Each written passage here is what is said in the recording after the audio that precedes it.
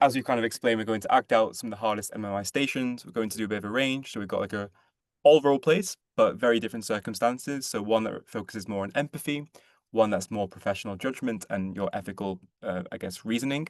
And the final one will be a bit more on like Breaking Bad News, which is another classic. All quite common and all require nuances that each require separate approaches. So it's really here for you to make sure that when you get those tricky stations, you're ahead of the curve because you can ace them because you've got the tactics to do it. But of course, as always, at the Medic Portal, we do offer a comprehensive package for prepping you for med school and dentistry school. So it's not just interview prep and it's not just hardest MMI stations.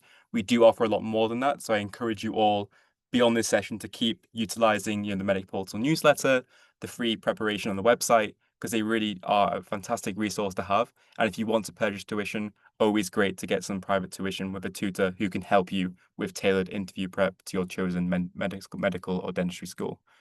Um, we've already given the backgrounds for ourselves, so we can skip that and probably get right into it. So, Danusha, should I let me know how you want me to navigate from now on, and I can go for it? Yeah, sounds good. So I'll be taking the first bit. So the first thing we look at is professional judgment. So if I could have the next slide for me, please. Cool. So professional judgment. So you guys saw there's kind of three main categories we're going to cover today.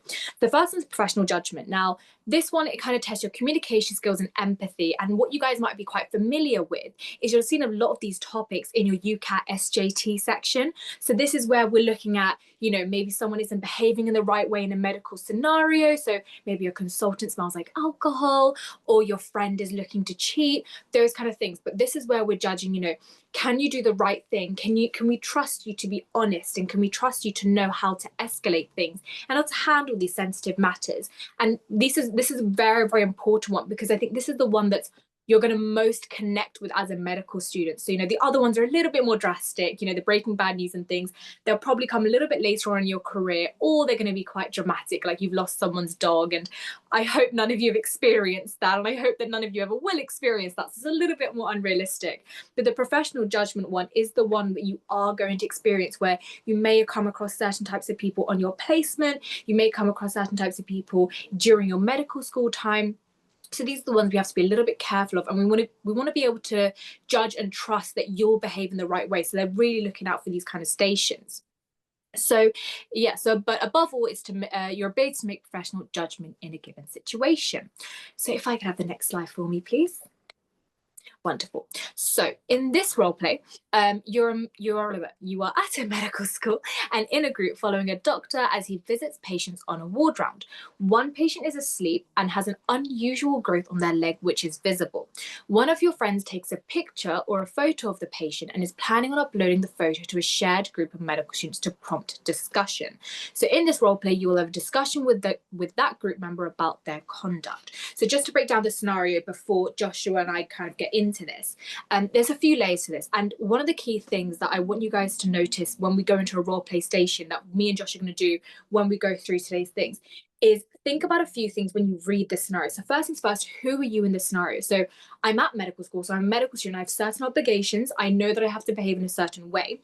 But this scenario is alongside a fellow colleague or a fellow group member. So it's another medical student. So that may change or alter the way I'm having that conversation. It might be a little less formal than if it was to be with a consultant directly. We want to think about what type of things are we hitting here. So we've got confidentiality matters, which you guys remember from your SJT. As a medical student, should I be taking that picture? And most importantly, should I be sending it around? And if I send it around, what might happen? So that's what we're going to do here. So what's going to happen here is so let's have a think. So Josh is going to be the actor here, and I am going to be the student or the person doing the interview. So Josh is the one who has taken the picture, and I will be the group member or the student who's going to have that discussion, okay? So I'm not going to tell you guys whether I do the bad or the good first. Hopefully it will be quite obvious which goes first. So what we're going to do is we're going to set a 4-minute timer. So typically it's a 5-minute station, but for the sake of today, we'll do a 4-minute timer so we get through those examples quite quickly. So I'm just going to go ahead and set a timer for you guys, so 4 minutes. So remember your conduct as well. So a few things about role play. As soon as you enter that station, this station starts. The actor is in zone throughout the entire, so in this case, the full 4 minutes. So at no point do we break character, at no point does it change, okay? So Whenever we're ready, Josh, are you happy to go? So you'll be the person who's taking the picture, I'll be the student, and we're going to go ahead and get started. So I'm going to start the timer, and then we'll Yep. go ahead. So off we go. Happy to go. Yeah. Hi, Josh. How are you? Hey, Panusha. Yeah, all good, thanks. Just preparing for exams and just kind of going about my day, really. Yeah, all Yeah, good. no, stressful time. Yeah, I'm good. I'm good. So I just wanted to tell you something because I think what you did was really wrong, and I just probably should get this off my chest. Okay. Sorry, I know it's probably going to come off quite a bit, but I saw you take a picture of this patient, and I hope you understand that's a really serious offence that you've done there. And I just think that what you've done is really out of order here. And I don't know if you know what is right or wrong, but you should What? know that you shouldn't take pictures of patients. Okay, can I speak for a second? Sorry, which patient, which photo? I'm Oh, quite lost. sorry. I probably should have started a little bit differently. So we won that ward round earlier today, and Oh, I'm not sure if you remember, but there was that patient with the thing on their leg. And okay. I Yeah. remember you taking a picture. Oh, that patient. I mean, like we're studying dermatology at the minute. We've got the finals in a few weeks. Like it's a very common presentation, and I thought I put in the group chat. We can all learn from it. So don't question my judgment again. And like, I'm actually trying to help you here. I'm putting this in the chat for our benefit. Well, I don't see the issue. no, I get that. But it's just so that I just don't think what you did was right. And I'm sure you're just trying to study, but I'm trying to study too, and I haven't done something like that. And I'm thinking that you clearly aren't someone who's going to take this placement very seriously if you're going to behave like that. Okay, I'm taking it seriously. I'm here all the time, so but I just don't see like if we're learning from it, what necessarily is the issue? Well, I think that you should know what the issue is because it's the patient, it's breaking confidentiality. And, I just think that you're not really respecting the patient here. Okay, I mean, yes, it's breaking confidentiality, but is it also like not helping ourselves in a way? Well, obviously, we have to help ourselves as well.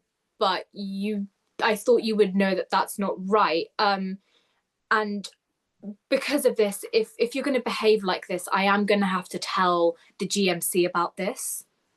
The, the GMC over Yeah. right away. Well, because this is very serious, I need to escalate this. So I am going to have to tell the GMC if you're not able to take responsibility for this. Okay, and what does me taking responsibility look like? Um, what I think, you should probably delete the picture, and you should have known not to do that in the first place. Are you going to tell anyone if I do delete the picture? Maybe, yeah, I've made a mistake. But if Well, I don't, if you don't, if you do it, I won't tell anyone. And we can, have you sent it to anyone? I've not. I was about to. I might reconsider now, but I've not sent it yet. Well, it depends. I don't know if I will tell or not, but it depends on whether or not you've sent it. I mean, I guess you haven't sent it, so I guess I don't have to tell. But maybe if you just kind of, yeah, I guess if you delete it, it can be fine. Okay. But yeah, I just think that you should have just known a little bit better from the start. But what about if I just maybe rather than put it in the group chat, I just send it to a few friends, like maybe you and maybe a few very close friends. They're not going to send it to anyone. Mm. I don't think that's a good idea because we shouldn't send it to anyone. But yeah, if you send it to anyone, I'm just gonna have to report you because I just don't think it's okay. Okay. Okay. Yeah. Well, I do appreciate some of the comments you made, but I think thank you for at least explaining to me in the end what your thoughts were. I promise I'm not going to send it, and hopefully that can be the end of that then. Yeah, sounds good. And see. Okay, thank you. Brilliant acting, Josh. Okay, so sometimes it's really hard to do those scenarios and try and do all the bad things, but hopefully you guys were able to make a few notes about some of those bad things, right? So just kind of reflecting on that performance, I'm going to first ask from Josh's perspective, what do you think were some of the key things from the actor's side that you felt weren't very appropriate or made this role play quite bad? Yeah, and I think this is something that none of us have said yet, but I think if you can practice this amongst your friends, where you do get to be I guess the pod, like the actor as well, because you start to Mhm. see what's actually good and bad.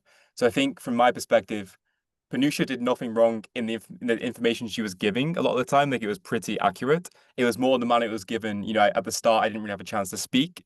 There Mhm. was no warning shot to kind of warn me of what was ahead, and it was all very accusational. It was very much, even though what she was saying was correct, very much her kind of being patronizing in a way and like making it seem like I didn't care, making it seem like Mhm. I was incompetent and lazy. And that may not be the case. It can just be an honest mistake. And we're all students, we all know the code. It's just sometimes you make a bad call and you put something else above what you should prioritize. And that was the case here. I was prioritizing my friends and helping them for the exams above the patient, which is wrong. But it doesn't mean I'm a necessarily a bad person for that. So don't attack them, which is what was done in that case. Try and reach a shared understanding rather than just telling them what they already know. Because as you can all imagine, it's really annoying when someone does that. Mhm. It's At that point, it's not a conversation. So you need to make it as conversational as you can because we're all medical students, we're all colleagues. Like the GMC says, we respect each other and we should do that. But on the other hand, you can see even in that example, Panusha did some things really well. She did manage at the end to calm me down and also doubled down on her advice as well. So she was very clear that she was going to report to the wrong person initially. You should never Mhm. escalate to the GMC. It should always be, stepwise. You go to the medical school first, and then they can decide what to do. But at least Panusha was clear that this is something that is punishable and didn't accept my negotiation. That's super important. They'll always try and think, oh, but I meant this. I was trying to be nice. You don't care about the intent. You care about the action, and the action was wrong. So that's super important. The examiner will try and sway you and try and make it seem like they're doing something nice. That doesn't matter. The fundamental is you're breaking confidentiality, you're disrespecting the patient. That needs to be dealt with. You can say a nice statement like, "Oh, I appreciate you're trying to be nice, but we have other resources, to support, not the patient, and you can help them with that." But yeah, you've got to double down on what you know to be right. You can't let them sway you. Very good. Show Yeah, that. thank you. So, a lot of amazing points from Josh, and some of the key things, and we're going to do an example of a good version as well. But some of the key things I want to mention is this is when you're thinking of it's yourself and someone within your cohort, it's going to be quite like it's going to be a friend or a colleague or something, right? You don't want to go guns blazing in, you don't want to go straight accusational. We don't know anyone's story. And remember, you're creating a storyline off of one paragraph.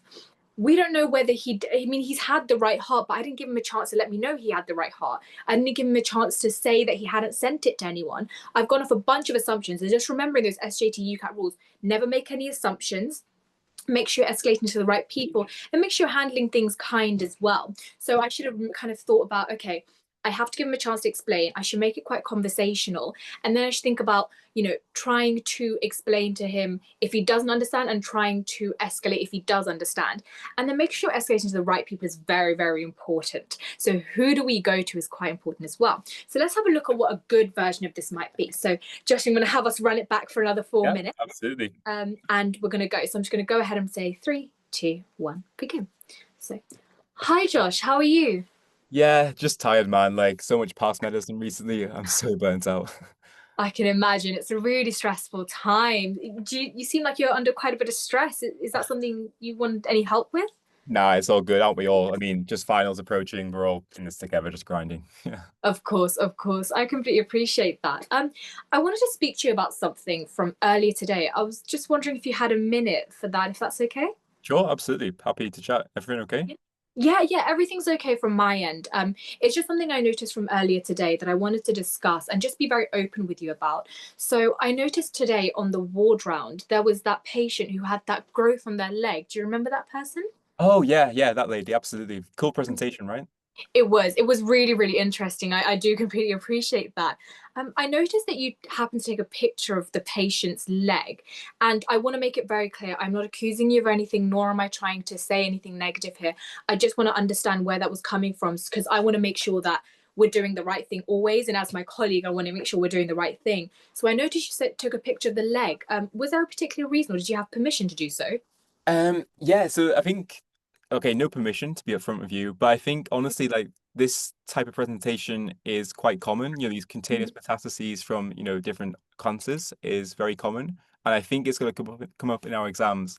And I don't know Mhm. why I've seen it in past questions where they have like a description of this lesion and they ask you what's the diagnosis. And I thought, okay, I know the patient's history, I can send it to people and we get that question right.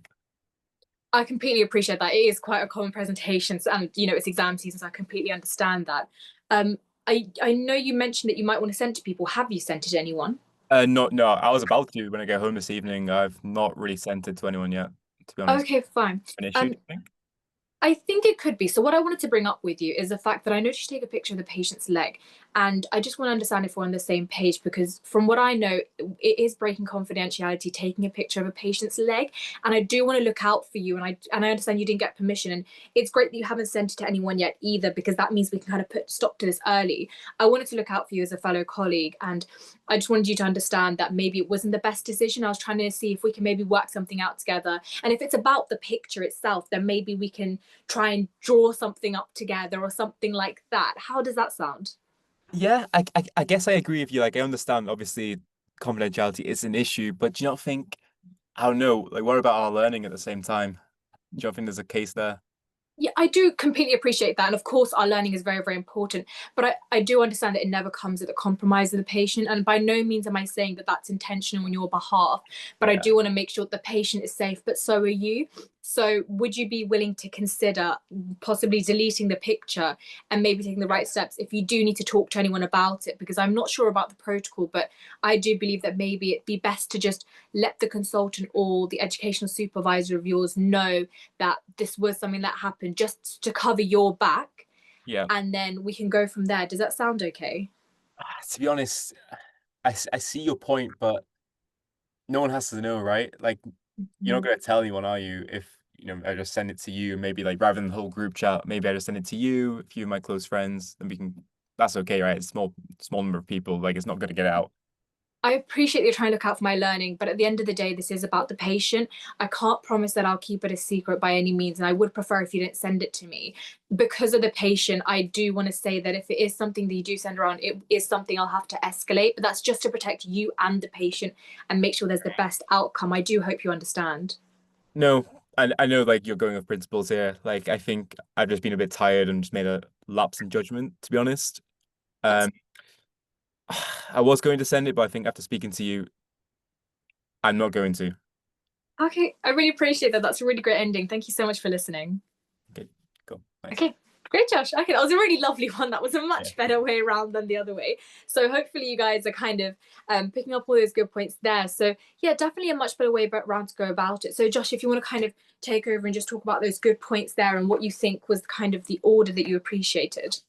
Yeah, so I think you can see it. I think I definitely would compare and contrast if I were you the start of each conversation. So in this good example, Panusha really built it up in a stepwise manner, rather Mhm. than just telling me everything that was on her mind and why everything I was doing was wrong. It was more tiered and hierarchical and just kind of building up my perspective, which made me feel heard and understood. And you quite quickly see then the issue is not that I took the picture necessarily. The issue was I was just stressed about exams, and then she caters for that as well. Um, so make sure you do that as well. Like if it does come up where like a student's worried about exams, that's why they took it. Make sure to have a nice sentence that kind of addresses that as well, where you offer support or encourage some help with that. And I think this time round, it was very much it just wasn't patronizing. Mm. It was kind of things I knew as a medical student, and Panusha made clear that she knew I knew that, but was just reiterating it. So there's a lot more respect in this one, and I think that was very easy to see in how she asked the questions, the calm manner she had. Whereas in the previous one, it was very much speaking quite quickly, almost barking orders. This one was more calm tone, letting me speak, let me finish, and often repeating back what I said, which is nice because it makes the person feel heard and understood. Yeah, 100%. Thank you, Josh. And just to pick up with some other key bits and bobs as well, I think there's always three things I always say in a professional judgment. So first of all, introduction. Everyone always forgets that when you go into the scenario, you have to introduce yourself. I mean, this actor has no idea who you are. So you're going in fresh thing. I like to say you've got the plot line, not the script. So you know what's going to happen in a nutshell of, or what's already has happened in the previous episode, but you're now creating the script. And every script, every story has a good beginning, middle, and end. So you want to have that introduction, then the middle, then the summary or the conclusion or the goodbye. The second thing is always intention. If you don't know someone's intention, we can't decide the course of action. If they have a good heart and they didn't mean anything negative by it, then that's going to look so different to someone who's purposely gone out of their way to break patient confidentiality. And the third thing is escalation. So, as I mentioned to him, I escalated to the right people this time. So, I encouraged him to speak to his consultant that was on the ward or the his educational supervisor. And if he was unable to do that, then I would have to escalate to medical school. So, that's some of the key things there. So, Thank you very much for that, Josh. So we're going to move on a little bit from professional judgment. If we just have a look at the next slide. So just a real quick thing about the good answers and poor answers. So good answers, we'll start with some like kind of just a little bit of chitter chatter at the start rather than straight in. You want to set the tone, but you also kind of, it's almost like Breaking Bad News where you're giving a warning shot. You want to build someone up to know that you're going to have a difficult conversation or confront them about something. If they are already put in the right mood, they'll respond better to the situation. If you ask someone how their day's been and you know really hype them up and then suddenly go, I've noticed that you've done something bad, that's a really big plummet to have. It's really going to hit them emotionally and they're going to react accordingly. So the next is explain the issue raised clearly. I've made it very, very clear. This is what happened. I've got my information. I asked them a few questions first. Then I went in and said, this is not such a great thing, or this is not a good thing because it hurts the patient, that breaks confidentiality. Very clear, very concise. Don't feel like you need to kind of dance around it or sugarcoat it in any type of way. It is what it is. It is the fact of the matter is you either cheated or you did the wrong thing or you broke confidentiality. When you say it straight, you're actually addressing it better. And if you cannot convince them not to post it, it needs to be escalated, but don't be confrontational. And the flip side is the poor answers, too nice as well. So kind of just allowing them to do whatever they want. If you feel like they're pushing back because they're your friend, you don't want to say anything. That's not the right thing. You need to have a bit of a backbone and say something about it as well. And all these other points for poor answers that we discuss as well. So thank you very much, Josh. So that's kind of covering professional judgment. Once again, guys, if you have any questions or comments, feel free to put them in the Q&A. We won't be able to access it right now, but we will at the end of the session. So yeah, thank you. If we can have the next slide. So I'm going to let Josh take over for Breaking Bad News. Absolutely. So the next hard station is, of course, the Breaking Bad News scenario. Now, this can come in many different shapes and different forms. And again, it's super important, like Panusha said in the previous scenario, to pay attention to your role. So a lot of these Breaking Bad News stations, they can be medical in nature, where you're a medical student or you're a doctor and you've made a mistake. Or it could be something still important and still tragic, but not as, I guess, serious in terms of a person's life. For example, like Panusha said, it could be you've lost your friend's dog. So do pay attention to your role and practice very different scenarios where you're taking on different roles, because that will change how you go about tackling the station. Of course, like it's similar, you need to be empathetic, you need to be clear and apologetic and offer help. But of course, it's very different in a professional setting, and there's some extra things that you need to do in terms of introducing yourself and your role and being clear you're actually speaking to the right patient. So make sure you get used to both the medical scenarios, but also the non-medical scenarios as well. And online, there's plenty of examples of past questions. And in medicine, common things really are common and things tend to repeat. So it's really important you're getting exposure to lots of different examples and scenarios.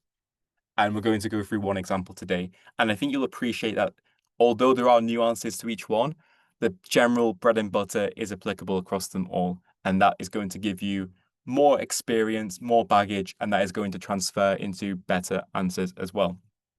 So I'm going to give you the station. And like Panusha said, just start having some things in your mind into what could be good things or things to avoid when you go to speak to this person. So I'll read it out for you and just take this as some time to think. So you are a doctor in a hospital responsible for a patient. So again, pay attention to the setting. It's medical, it's serious, you're a professional. That patient is expecting to leave the hospital very soon. However, you have learned that a nurse filed the test results incorrectly and they will need to provide another blood sample. This will take another 30 minutes. The patient is agitated, explains that they do not like being in the hospital, and have already had to wait hours for the initial test. So you're seeing a lot of the frustration there. Demonstrate how you'd approach the situation. So before I go into this, I'm just going to kind of like imagine what I would do if this was the on the door to my MMI interview or on the Zoom link as I'm about to go into the breakout area. So when I see a scenario like this, like I said, I'm firstly paying attention to my role. Okay, so I'm a doctor, I'm a professional. I've got a patient who I may not have interacted with before. So I'm going to need to make clear what my role is and make sure I'm actually speaking to the right patient. Then I'm going to see if there's any clues in the blurb as to why that patient may be agitated or what their exact concern may be. So you can see they're waiting for a blood test. So it's really important that we try and cover that and their understanding of it. And we're seeing that they've basically waited all day and quite understandably hate being in a hospital environment. So we know what the trigger is and we know roughly what's causing this patient their frustration. So we need to make sure we're trying to deal with that. And again, they do need to wait for the blood sample and it's going to take another half an hour. the patient, in all likelihood, is not going to react well to this. So I'm also bracing myself for maybe some frustration and anger and thinking that it's obviously understanding that it's quite rational and making sure that I can keep calm and don't respond with fire, basically, and just keep a cool, calm head and appreciate and expect their frustration because it's quite right that they're frustrated here.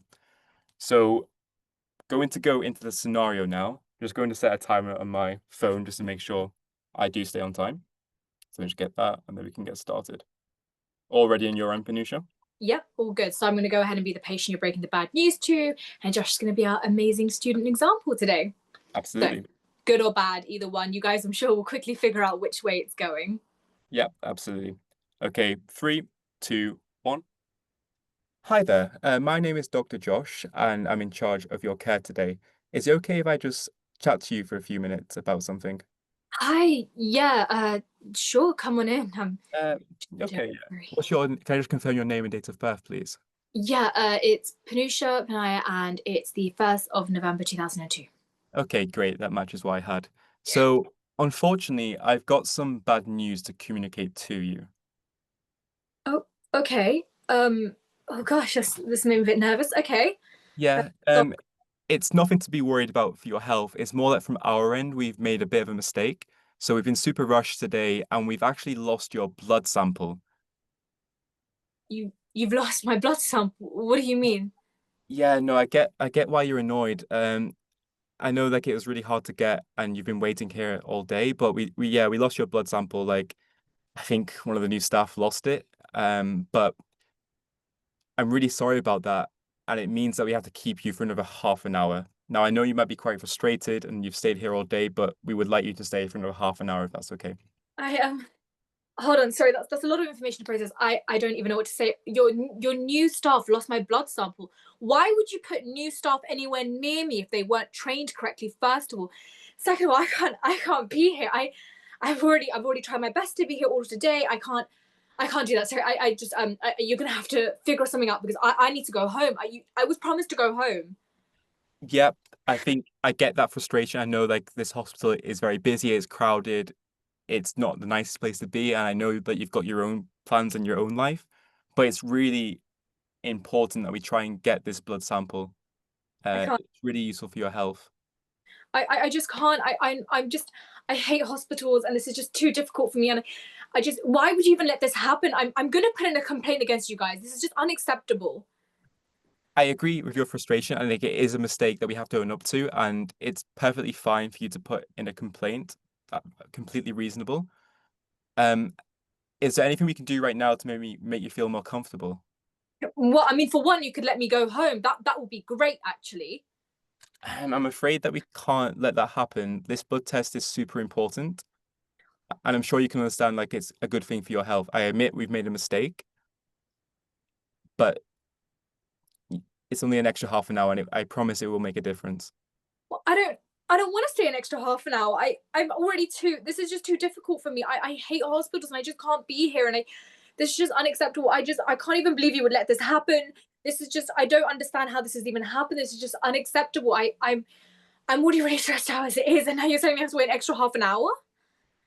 Sadly, that and again, I apologize for the extra half an hour. I hope that you know it's not anything we did deliberately.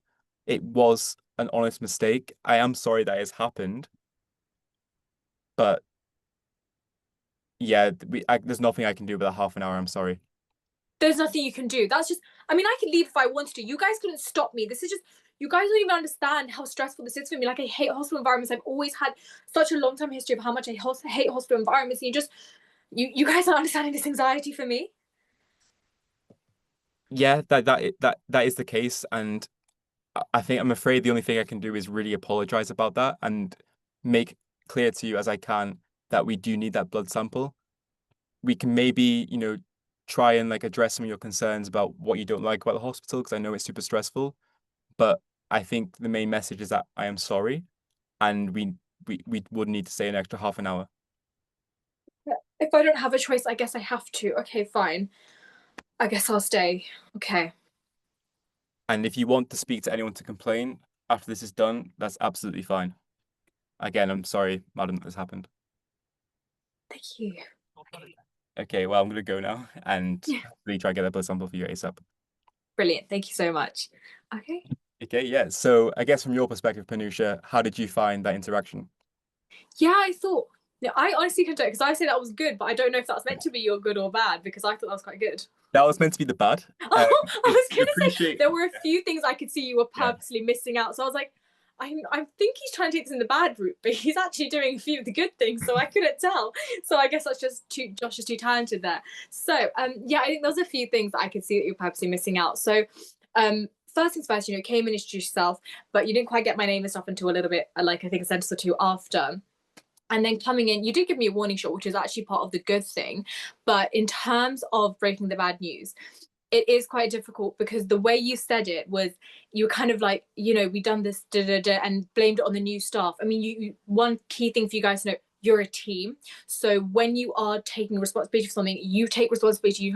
You don't kind of push it on like the new staff did something or That's not quite appropriate. You take responsibility as a whole. And then going on to it, and this is how I knew that maybe you're trying to go towards the bad, was I kept mentioning that I was really stressed out by the hospital environment, but you weren't so much acknowledging why or trying to figure out a solution for me. It's more like I'm sorry and we have to deal with this. You just have to stay. And I appreciate sorries, and sorries are a very important part of breaking bad news. But at some point, I hope you guys have noticed this, it does just become a bit quite aggravating. Just say, I'm sorry, I'm sorry, I'm sorry, I'm sorry, without any kind of resolution or trying to fix it. So it can be quite frustrating. It's just not the best way to go about it if you don't have solutions for me. But I've got to say there were some good bits as well, but I'll leave those and just talking about the bad bits. So I think those are some key aspects to pick up on. But I think it'll be even better to reflect once we have the good example, and then we'll go through it as a whole. So I think should we go ahead and do the good example? Yeah, absolutely. Let's go for it. Let me get my So the timer ready. Bro. So we're going to run the 4 minutes again, but this time it's the good example. So once again, I'm the patient and Josh is the person explaining it to me. So whenever you're ready, off you go. Hi there. My name is Dr. Josh, and I'm in charge of your care today. Before we get started, is it okay if I just confirm your name and date of birth quickly? Yeah, hi, my name's Panusha Panaya. It's 1st November 2002. Yeah. I'm okay to sit here, right, and chat with you for the next 10 minutes. Yeah, sure. There's no one sitting here. That's fine. Perfect. So I understand you've been here for a long time today. Is that correct? Yeah. Oh, it's been a nightmare. I just hate hospital so much. So stressful, but I did it. I was brave. I gave my blood. So hopefully we're going to figure this out very quickly. Yeah, and just on that topic for a moment, are you aware of why we're trying to take a blood sample from you today? Yeah, I think the doctor before explained it. It's just because I haven't been feeling well, so they said they were taking the blood and that would help them see what's going on, something like that. Yeah. Yeah, we were really hoping that we would get an answer from that and we could figure out what was going on to try and help you. I'm Hmm. afraid just with that blood sample, I do have some bad news about that. Oh, is everything okay? Yeah, everything is okay. It was more like to apologize to you for a mistake we've made on our end. So Oh, unfortunately, we have lost that sample. sorry, lost the sample. What does that mean? Can you not just find it again? Yeah, I know it sounds really bad, but unfortunately, we cannot find it. And I'm afraid to say, and I know you've been waiting all day, and it is really frustrating, but we have lost that. And it would mean we would like to get another sample. Get get another sample. I've already spent the whole day here. How long is that going to take?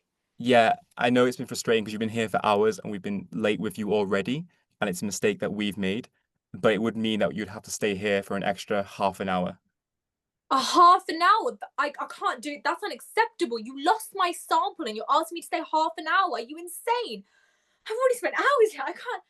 I mean, I can't even breathe. I can't stay here for another half an hour. I was promised I could go home. I'm aware that we promised that you could go home, and it is our mistake that we've made, and we do admit, and we are sorry for that. But I'm afraid that there's really nothing we can do about that lost sample, and unfortunately, it does mean to have the next blood sample, you'd have to wait an extra half an hour.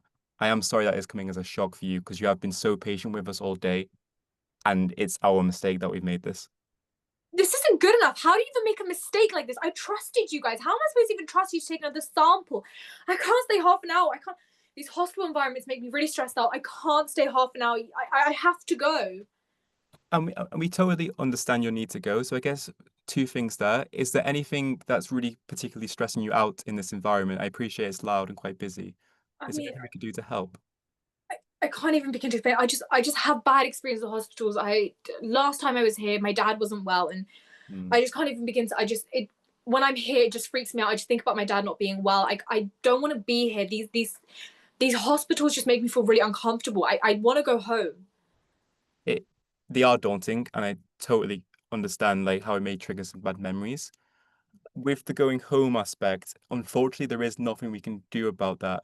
But is there anything urgent that you had to attend to at home that would we could maybe try and, call some people to arrange some things? Not so much urgent at home. This place just makes me really anxious. Okay. So just to be clear, there's maybe no pressing commitment you have to leave to get to, Mm-mm. Just anxious. just anxiety. Okay. Well, is it okay if we maybe just talk a bit about that just to make the rest of your stay comfortable if you do want to stay here with us to have the blood sample? I mean, what can you guys do? I appreciate that it's not going to remove any of the anxiety or the trauma, but we could maybe sit and have a chat with you. We could maybe go to the breakout room and have a tea or a coffee together and just maybe sit and talk for the next half an hour. I mean, Or I guess that could something. help. I guess that could help a little bit. I wouldn't mind if someone stayed with me, I guess. I think that could help me. I just hate I'm here alone, so it freaks me out. It just reminds me when I was here alone last time with my dad. I wouldn't mind someone staying with me. Okay, that is something we can definitely get arranged. I appreciate it doesn't remove our mistake. I'm not saying it's going to solve everything. We are still sorry for that. But if it does make your stay a bit more comfortable, that is something we can get arranged and hopefully put in place for you. Okay, I'm happy to settle on that. That's fine. Okay, and again, if like anything comes up and you want to leave, then do let us know. It is our mistake that we've made. You do not need to accommodate for us. That's fine. Okay. Thank you. Before we finish here, is there any questions or anything else you'd like to talk to us about? Nothing. I'd just like to get this done as soon as possible. Thank you. Absolutely. And if you do want to complain to anyone, then that is perfectly fine and perfectly reasonable. So I can pass you on to some staff support teams who could maybe help you with that Yeah, if that's fine. you'd Okay. like. Thank you. Okay, well, I hope the next half an hour isn't too bad, and we will be with you as soon as we can. Again, I am sorry about what happened today. That's okay. Thank you. Okay, take care, Benusha. Hope it goes well. Thank you. Thank you. Bye-bye. Thank you. Okay. Yeah. Do you want me to go ahead with feedback? Yeah, absolutely. Yeah. Brilliant. So yeah, obviously a much better one. I mean, I say that the last one I think was pretty fairly decent as well. So significantly better. But yeah, so some key things to pick up here, guys, is first of all, really good on that introduction, giving me the warning shot, breaking me into the news, letting me react. So there's a few things. So I'm going to kind of walk you guys through really quick a structure that I personally like to recommend when it comes to breaking bad news, which is my absolute classic and my go-to. I say this at all the schools I go to, and I say this at all the kind of the students that I work with. And Josh kind of followed this to a T, so it was really, really amazing. First thing first, introduce yourself. Make sure you're aware. Remember who you are in the scenario, because this was different to last one. Last one, it was your colleagues. You can be a little bit more informal, like, hey, Josh, how are you? Da, da, da. In this one, it's a doctor-patient relationship. So make sure you introduce yourself, setting that boundary, knowing what you can and can't call them, whatever it may be. Then when it's bad news, there's a bit of a structure, like I said. So first things first, warning shot. Make sure they're comfortable. This is the right place or time to talk to them. So, ask, is it okay? Like, are you happy for me to talk? Blah, blah, blah. And then just, as you did, I have some bad news. Excellent. The next bit is breaking the bad news, which Josh did really, really great as well. So with breaking bad news, I like to say normally in the breaking bad news, there's two bits of bad news. The first bit is the bit where you've made the mistake, and the second is something that removes the obvious solution. So in this case, it was that you need to redo the bloods, and the second bit is that they have to wait. So there's no escaping it. You can't go and come back. Or like, for example, it's like one of those ones where the restaurant has messed up your booking, and the booking has to end, and then they're like, oh, can you rebook it in the same night? But there's no more reservations. So break the bad news all in one go, clear and concise, just as Josh did. You take responsibility, you say exactly how it is, then you let them react. Now it's the actor's job to react. This is very, very important for you guys to know, right? No matter what you do, there's no escaping it. It's bad news. People think that you're going to say it in some type of way or sugarcoat it, and it's going to make the actor react less. If you do that, you're just going to have to at some point break the even worse news, and they're going to react more. Get everything done out the way. Let them get angry. That's okay. When people get angry, you kind of let them calm down, just apologize, but apologize once or twice. And then what I like to say is after that, every apology should be followed with some kind of comfort or some kind of solution. So I'm so sorry, I can't imagine how difficult this is. I'm so sorry, can I offer this? I'm so sorry, what else can I do? Because otherwise it just becomes an I'm sorry, I'm sorry, I'm sorry, I'm sorry. It just becomes very frustrating for the people. Then you want to go ahead, which Josh did brilliantly, and then it's finding solutions. The solution can be different for everyone. I mean, some people might have taken this down the route of, I want to complain to the nurse, who am I going to complain to? I took it down the route of like, can you calm my anxiety? Can you give me a solution there? The main point is, Ask what they need from you and what they want from you. That's very, very important. Because if you offer solutions, the actor's going to reject it. If I ask the actor what they want and the actor tells me, oh, I need this, oh, I need that, and then I give a solution based off of that, the actor can't get mad at me. The actor can't reject it because I'm giving them exactly what they want. So ask them what they want and then work off of that and end up creating a plan and a solution from there, just as Josh did. And that's exactly how we want you guys to handle that. So very well done, Josh. And yeah, I think that was a really, really good example. Great. Yeah. So I think to go back to what Panusha was saying in the first example, I wasn't trying to be deliberately terrible because I think in Breaking Bad News, this is a mistake I made in my own interview prep initially, is I wanted to get in the just to be safe and just keep apologizing. But you can see the difference. Like in the second example, I took a step forward to really get down to what Panusha's complaint actually was and what her main issue actually was in this case, which was, she was scared of the hospital environment. It brought up bad memories. The half an hour wait was literally torture. That you can Mm. actually address that. In the first one, again, it's nothing malicious, but it just wasn't penetrating what was actually going on. It was just being very surface level, apologizing, and it wasn't really getting anywhere. So yes, there was nothing done maliciously, but we didn't really get to the bottom of the issue. And that's a fairly easy trap to fall into in the Breaking Bad news because you think, oh, it's a nice thing, I'm apologizing and being empathetic. Empathy in this case is figuring out exactly what the issue is. And like Panusha said, you need to kind of ask what it actually is that's making them angry. And it sounds like an obvious question, but it's not really. You're assuming what's actually making them angry. Yes, it's the fact that they have to wait, but it's also the fact that the hospital environment brings back very bad memories. And that's not something you get from assuming it's just the half an hour delay. I think one extra thing I did in this case, in the preamble, I also asked a few extra questions. So I tried to understand if Panusha was aware as to why we actually had to get the blood sample in the first place. That is something that's quite good to do in medical scenarios, particularly when it's like the wrong dose or a mistake, if they can understand what your intent was in the first place. Because all the time the actor will be like, oh, you're idiots, you're useless. You can at least first explain what your intent was with that blood sample, with that medication. When you need to get either another sample or give another dose, they understand why that's important and they're willing to wait. Whereas if I hadn't have done that, it would be perfectly reasonable for the actor to say, okay, I'm getting up, I'm leaving. I don't care about this. I don't want to be here. Where it's hard for them to do that if you've already had like a 1 minute conversation on why they need that blood sample, which is what I did in the better answer. So again, it's kind of simple when you break it down. You've only got one thing to make clear that you are in charge of that mistake. It's your mistake and you are sorry for it. If you think about it, that's really the only information you need to give going into it. The rest of it has to come from them, has to come from the actor. You've only got one line and one fact to give, which is you made a mistake and you own up to that. Once you've done that, you've got nothing else to tell them besides responding to what they're telling you. So just make sure you're doing that. I know it's so easy to kind of like stress about exactly what you're going to say and have a full script in place. But you don't need to do that. The only thing you need a script for is what Panusha gave you, which is the Breaking Bad News protocol. Once you've done that, you are responding to what they're saying, and that is how you'll get a good answer in this case. So I guess in the interest of time, we can move on to the final scenario, and this one's on empathy. So I'll let you take over here, Panusha. I completely appreciate we did start a little bit late. We're really sorry about that, guys. We are going to run over a little bit, about like 10, 15 minutes. And after that, there'll be loads. Last time I think there was about 100 questions I went through. So this time I'm sure there'll be lots of questions. Josh, you're very welcome to stay as long as you like, but I will stay as long as needed to answer all those questions. So yeah, we really appreciate you guys' patience. I'm going to move on to the very last one, which is empathy.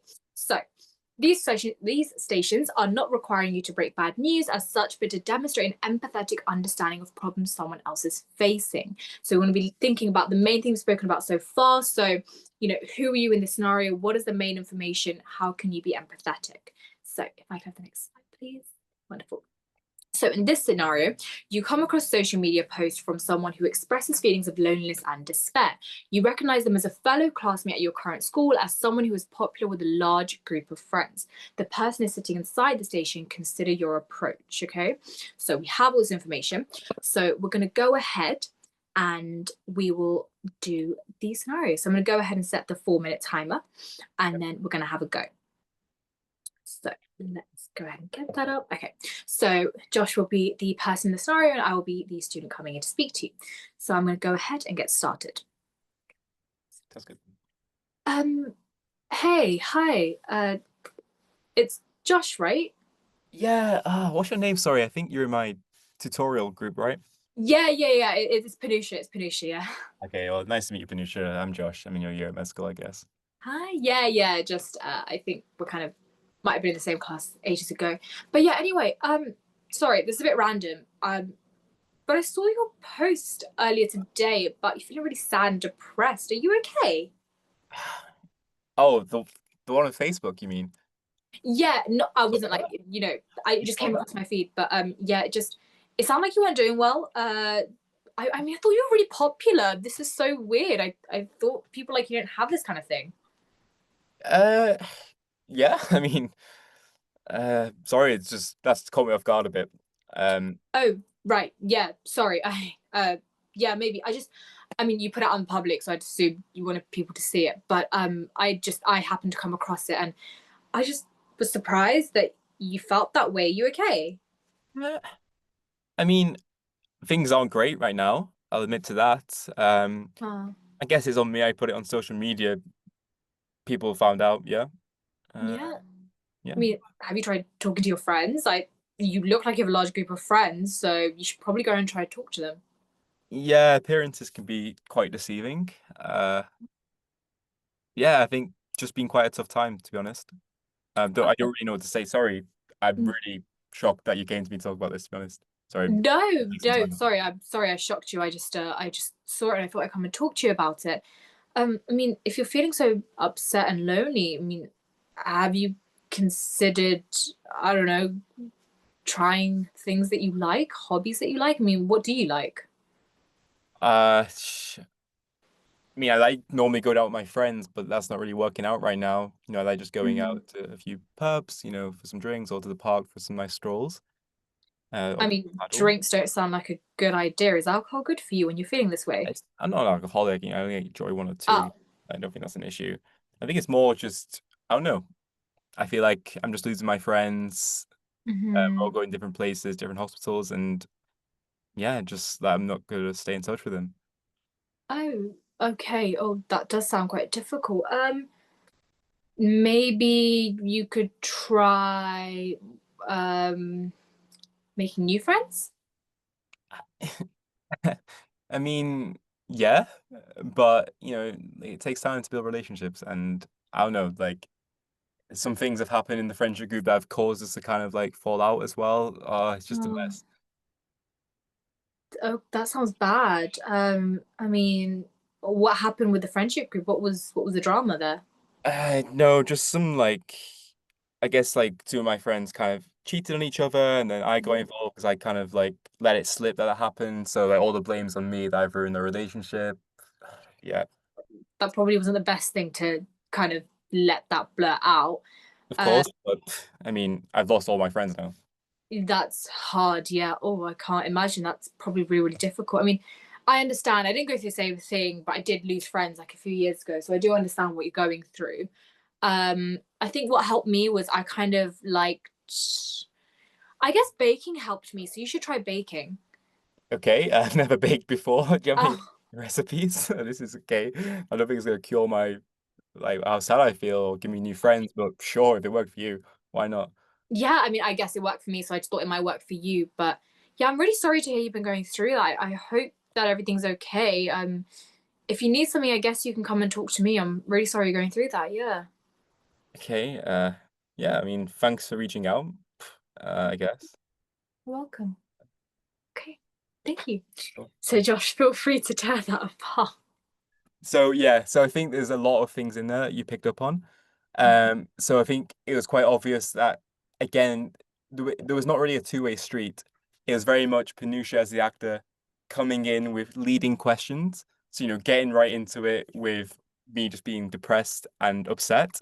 And you can appreciate for someone who has those feelings, not the most sensitive way to go about it.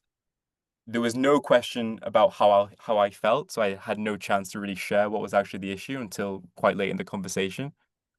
And yeah, there was just a really much I guess like a power mismatch in that Panusha was really leading the conversation, and I was just kind of being dragged along with her mindset and where she was going. And you kind of saw that in the solutions that were given, not really tailored towards my needs. It was more just Panusha kind of sharing her own experience and what worked for her. and kind of just like basically prescribing that to me with like no say, no making sure that it wasn't really tailored to what I needed or what I could do. So I think, yeah, quite clear that there was no care for my feelings in this case. Yeah, no, I think that was lots of things wrong with that one. But what I'm going to do is I'm going to go ahead and do the good example so you Yeah. guys can see what, because I think empathy is really hard. And one of the things I do want to put out there, because I think this is a question that probably will come up and someone will think of it, and I get this asked every single time, is what are your limits? Remember that once again, the plot line is written, the script is not. Your limits are whatever you think is appropriate. I mean, I can't offer him the entire world and I can't offer him all the money to help go buy his happiness. But anything within my reason I can do. There's no limits to what you can and can't do and offer as solutions, as long as you know that you would do that in real life for a friend. So think about those. So we're going to go ahead and set that 4 minute timer again, and we'll take it from the top. So, Yep. Go for it. Whenever you're ready. hi, it's Josh, right? Yeah. Sorry, like I've seen your face around, but I don't think I've ever stopped to get to know you. What's your name, sorry? That's so fine. My name's Panusha. It's very nice to finally get to talk to Uh, you. yeah, yeah, a bit late, right? Like we graduate in 2 weeks, but I guess better than never. 100%. There's loads of people in our cohort, so we don't always get to catch up. Um, Yeah. I know this might seem a little bit random, and I hope you're not busy or in a rush to go anywhere. Yeah, I can talk. Yeah, let's chat. Let's Yeah, get to know each other. wonderful. So this might seem a little bit random, and please do let me know if you're uncomfortable with this conversation. But I Okay. happened to come across your Facebook post recently where you expressed that you weren't feeling so well, and it just made me a little bit worried. I just wanted to check in on you and see if you were okay. Okay. Thank you, I guess, for like reaching out. I know it must be awkward for you as well. Yeah, I think it's obviously not been a great period for me recently. I don't know. I think it just feels like, yeah, just in a bad place, like a lot of things are going wrong, a lot of things are changing. So Mhm. yeah, I think all those feelings became a bit too much, and then the Facebook post happened. Yeah, maybe that's It what I need must. to do. Sorry, I didn't mean to interrupt you there. It must be really difficult for you that it I could sense from your post that you're having quite a tough time. I completely understand that I may not be one of your close friends, but I do want to appreciate that you're in my cohort, and I'm very happy to be a safe space for you right now if you'll allow me to be one. Um, but I just wanted to ask, would you be okay with telling me a little bit more about what's going on and see if I can help you in any way? I guess like I don't know, like I've not really spoken to anyone about this, and I barely know you as well. Like I don't Yeah. want to burden you with too much, and it's gonna be all on process anyway, and it's probably pointless. Oh God, it's not even that serious to be honest. It's just yeah, it's just bad time. I can see how stressful it is for you, and I can't begin to imagine things you're going through. And I do appreciate the fact that we don't know each other that well, but I do want to let you know that being in the same cohort as you, and especially being in medical school together, I definitely am very willing to be a safe space for you. And I'm always really happy to talk to people. So it may seem like a lot going on, but if there's any way you can articulate it, or if there's anything you are comfortable telling me, maybe there's something I can do to help you. No, don't I appreciate your kindness, but to be honest, like this one, I've made a big mistake, basically. Mhm. Yeah, I've made a big mistake. I don't think you can help with that. Maybe if you try explaining it to me, I can see what I can do to at least offer maybe some solutions, or maybe I can help guide you in the right way, or we can figure, and maybe sometimes just talking about it just helps ease the burden on you a little bit. Yeah, I guess we can give it a shot. I hope you don't judge me, because like I said, I have made a mistake. So I'm not going to go into like the ins and outs because it does involve other people in our group, a year group. But there were two people basically in a long-term relationship, and I knew one of my closest friends was cheating on the other for a long time, and I went behind that person's back and kind of broke it to their partner that this was happening, and I ruined the whole relationship. My whole friendship group is now completely disbanded, and none of us are speaking. I don't think we're ever going to speak because we finish med school in 2 weeks and we're all off to different hospitals. I don't know. I feel like I've just tarnished the whole med school experience, and I just feel awful. Understandably, that's a lot. I can't begin to imagine what you're going through, and I can't speak too much on the situation itself, but I can see that it's really impacted you. And you've mentioned that maybe you haven't been able to speak to people and your friendship group is disbanded. Is there any way maybe you could try and strike up a conversation to apologize? I mean, that is the thing to do, and it's what I've been trying to do, but I don't know. I think it's too raw, right? Like it's happened like just recently. Okay. Maybe it's not something that I can help directly solve the situation, but I can see that it's really impacted you in some way. What I can do is if you're looking for someone to talk to, maybe we could arrange a few hangouts just because I can see that it's maybe a little bit of a lonely time. And I'm always happy to be an ear to, well, someone to listen in and just hear your problems a little bit if that helps you in any way. Yeah, I think it'd be nice, Yeah. maybe just keep talking. Like it's the first time I've let it out, and I'm sorry that it burdened you with that. Like I know, like you don't know me and I don't know you, so I'm just randomly dumping my problems on you, but I do appreciate you listening. That's completely fine. Don't worry about it being a burden. I do understand that maybe there's not everything I can fix, but what I can do is try and be a friend and listen. And maybe we can get to know each other. And in terms of the other aspects, I can see it's impacting a lot. Have you considered speaking to anyone else? Maybe someone on the educational team or a therapist, considering how much it's impacted you? Um, no, to be honest, like you're honestly like the first person I've spoken to about this. Do you think maybe the welfare team? Have you ever had experience chatting with these before? I personally haven't had experience with welfare team, but I do know them to be a really incredible resource. I'd be happy to go with you, and maybe we can strike up a conversation with them and see what support we can get you. Okay. I mean, I guess like maybe they can help in some way. Sure, why not? Brilliant. We'll start there, and I'm always happy to listen. And thank you so much for opening up. I can only imagine how hard it must have been for you. So I'm really grateful you did that with me. Yeah. Okay. Well, thank you, Tanisha. Sorry about that, and hopefully we can talk about something else next time. Of course. Okay. Thank you, Josh. Wonderful. So Josh, go ahead and take it away. How did you find that one? Yeah. So hopefully you could see Panusha had a lot more respect in this scenario. It was very much carefully and appropriately dealt with. So, again, that calm tone, open body language, things like that go a long way. It makes the actor feel at ease, but it also helps you as the person doing it also feel a bit more relaxed. That comes out in your approach as well.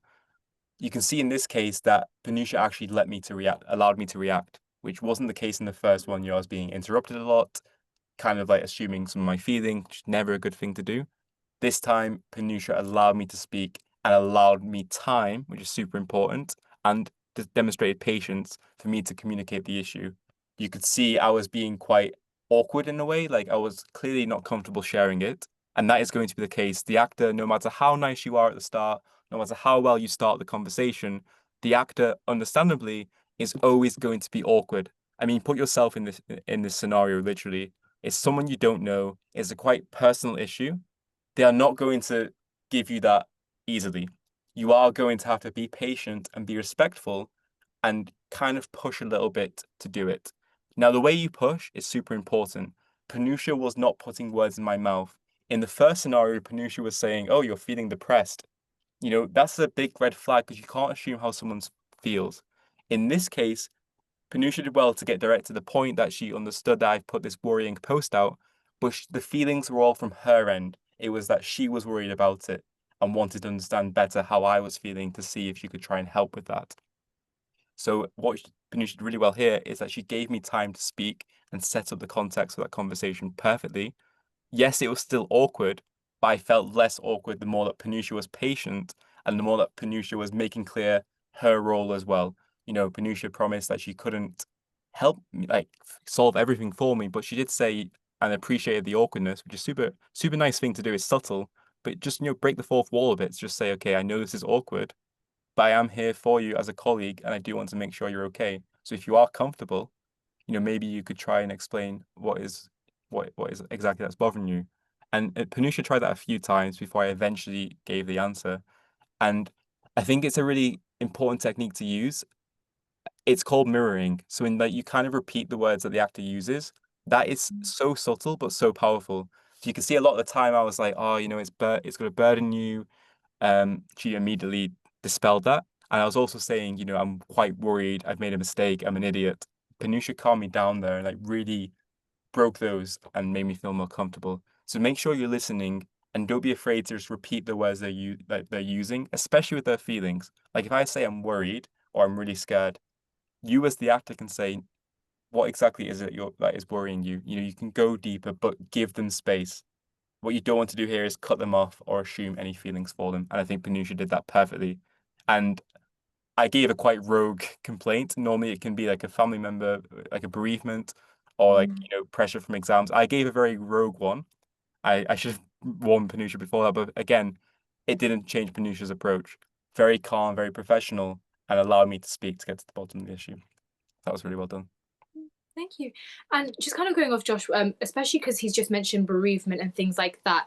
In empathy stations, you don't know what it's going to be, right? And I say this, I've seen some very dire situations. I've seen some very crazy scenarios.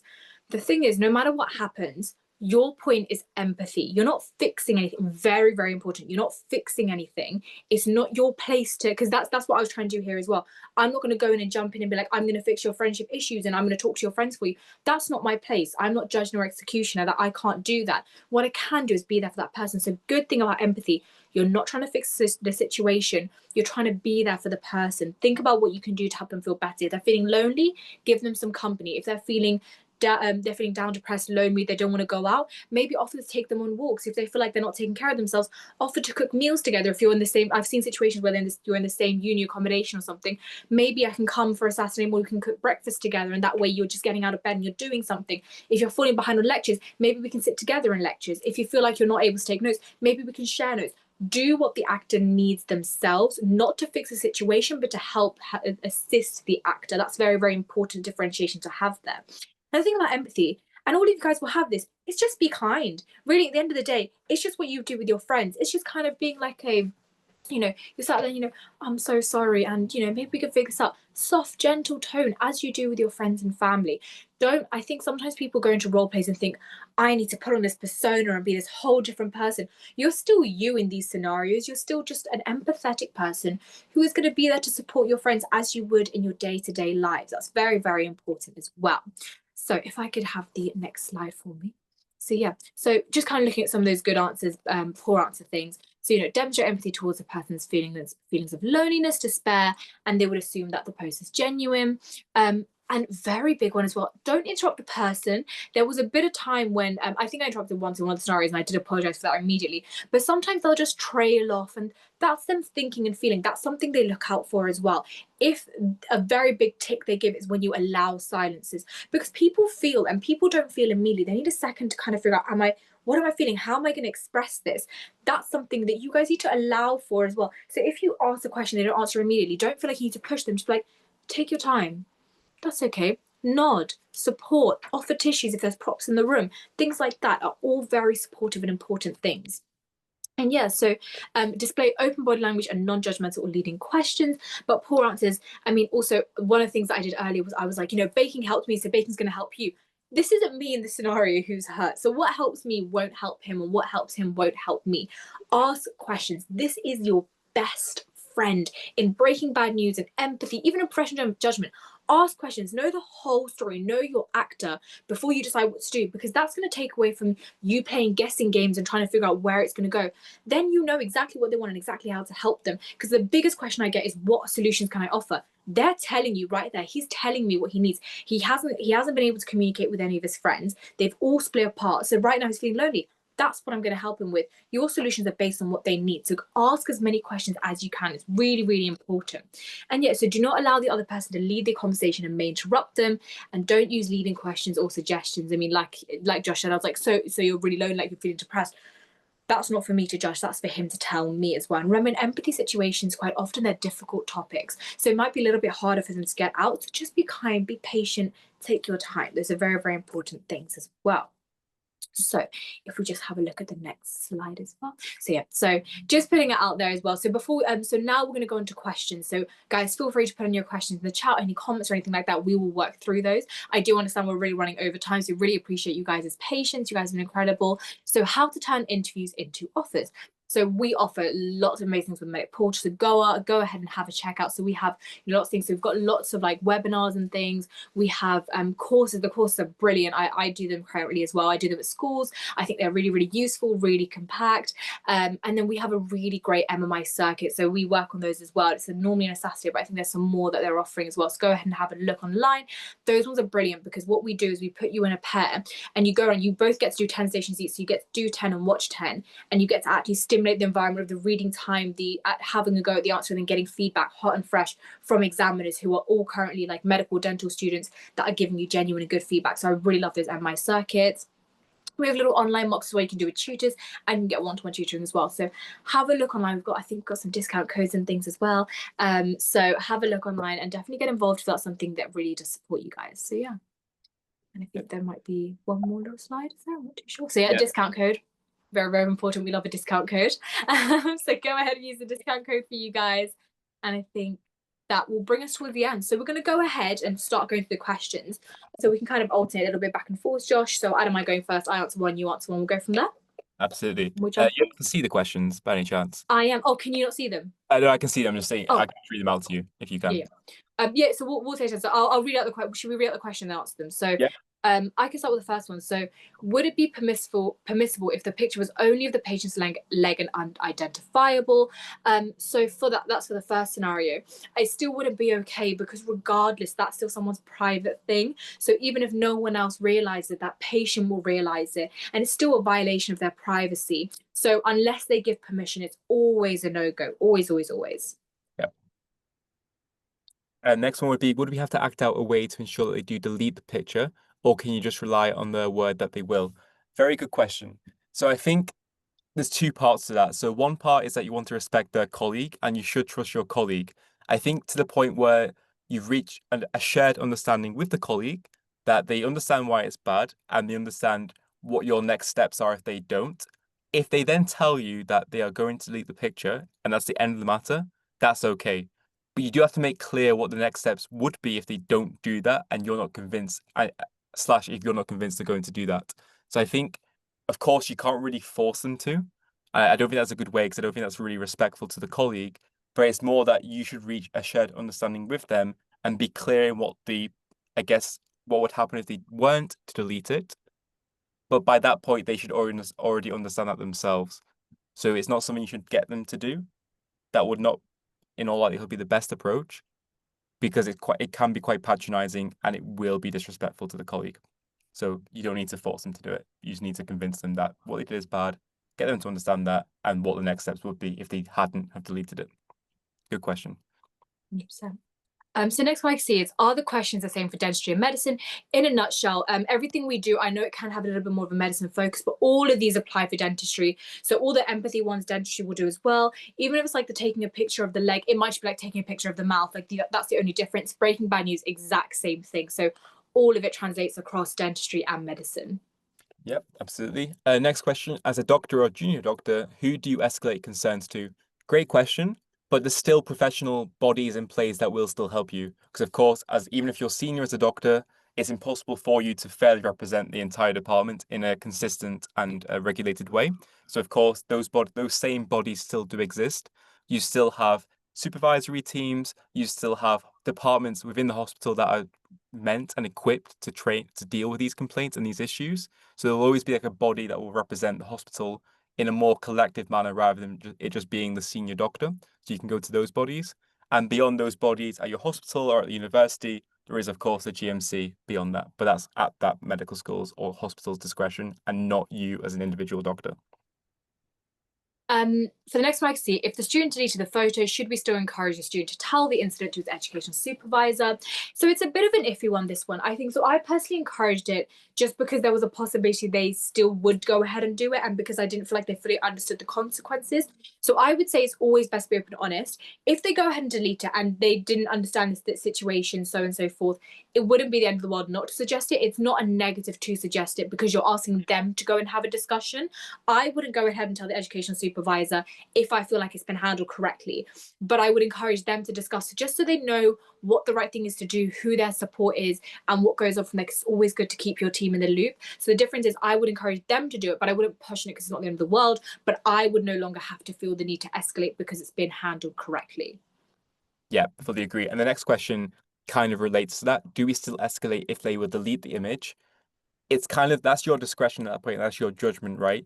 You escalate when there's an issue and you haven't resolved locally. If you've resolved it locally, the person who committed the offense knows what they did was wrong and they've, not taken it any further because they deleted the photo, then you've handled it locally. You think back to UCAT, SJT, that's a very appropriate thing to do in that response. However, like Panusha said, it's always good to use it as a learning opportunity. So while you like spotting the mistake, you don't need to go and report that to the educational officer yourself because you've spotted it, you've handled it locally. You should always encourage that person who did take the photo to do so themselves because even though they've not done anything wrong because they've not sent it to anyone, it's good for them to talk through as a learning opportunity and it keeps it all transparent and prevents things like that actually becoming an issue in the future. The next one is how would you prepare? How would you recommend preparing for these? So first things first, go ahead and practice with groups of different people is very important because the one thing people do, which we didn't do because we've been doing for a while, but they often feel the need to laugh when with awkward situations or new people. Get out of your system, start doing with different people. But my favorite piece of advice is a lot of you will still be in school. If you have a drama department or a drama club or whatever it is, go ahead and talk to the drama department and ask them whether they want to either use up a lesson or if you have like a med soc and like a drama club and you guys want to collab and let the drama students, because they're brilliant at this. They're literally actors. This is their thing. Go ahead and have them do the role play scenarios. Just give them a rough outline and a briefing of what it's supposed to be. I think that's such a good one to do because you have the resource right there in school with you. So I really love recommending students to do that. Have like your teachers have a discussion or whatever it may be. So drama students, 10 out of 10, great one to recommend. Otherwise, practice with each other. If not, this is a bit of a strange one, but what you can do if you find yourself in a position where like maybe you want to practice but you haven't got anyone to practice with is use AI, which sounds a bit silly, but you know, I think Josh may know about this, but we have OSCEs, which is these practical these situations where one of the stations is talking to a patient and counseling them on some kind of medication or talking them through a tough time. And they now have such crazy AI in this world, which is so strange to me. But you can actually have them stimulate the environment, have someone respond to you. Whatever you use, I'm sure there's an AI out there that can do it or have a conversation with you. You can kind of, it's not the best as acting out and speaking it, but at least you can type up solutions, type up conversations. I think that's, you know, a last case resort, but definitely a good one to use. But I really love, like, you know, the best thing to do is the more exposure you have, the better you do. Practice, practice, practice with many different people as you can, and especially the drama kids. They're great. So that's one thing I recommend. Fully agree. AI is a pro tip for sure. Definitely when you're by yourself, Mhm. a good one to use. Yeah. Absolutely. So next one is, what if the mock patient ultimately does not want to stay? Can I offer to reschedule instead? It's a very, very good question. And I don't think there is a perfect answer. What I'm going to try and communicate with you is what I think would be the best approach and the safest approach. So, rescheduling, if you think about it, you as an actor have not been briefed on anything about rescheduling. You've not been told that it's possible. When could that be? You've just been told that you've made a mistake with the blood sample and you need to rearrange it for the next half an hour. Of course, you cannot force the patient to stay. Of course, that is against their autonomy. You cannot do that. And that's why it's so important in the good example that you try and talk through before you give the bad news, the patient's understanding of why they had the blood sample in the first place and why that blood sample was important for them to have.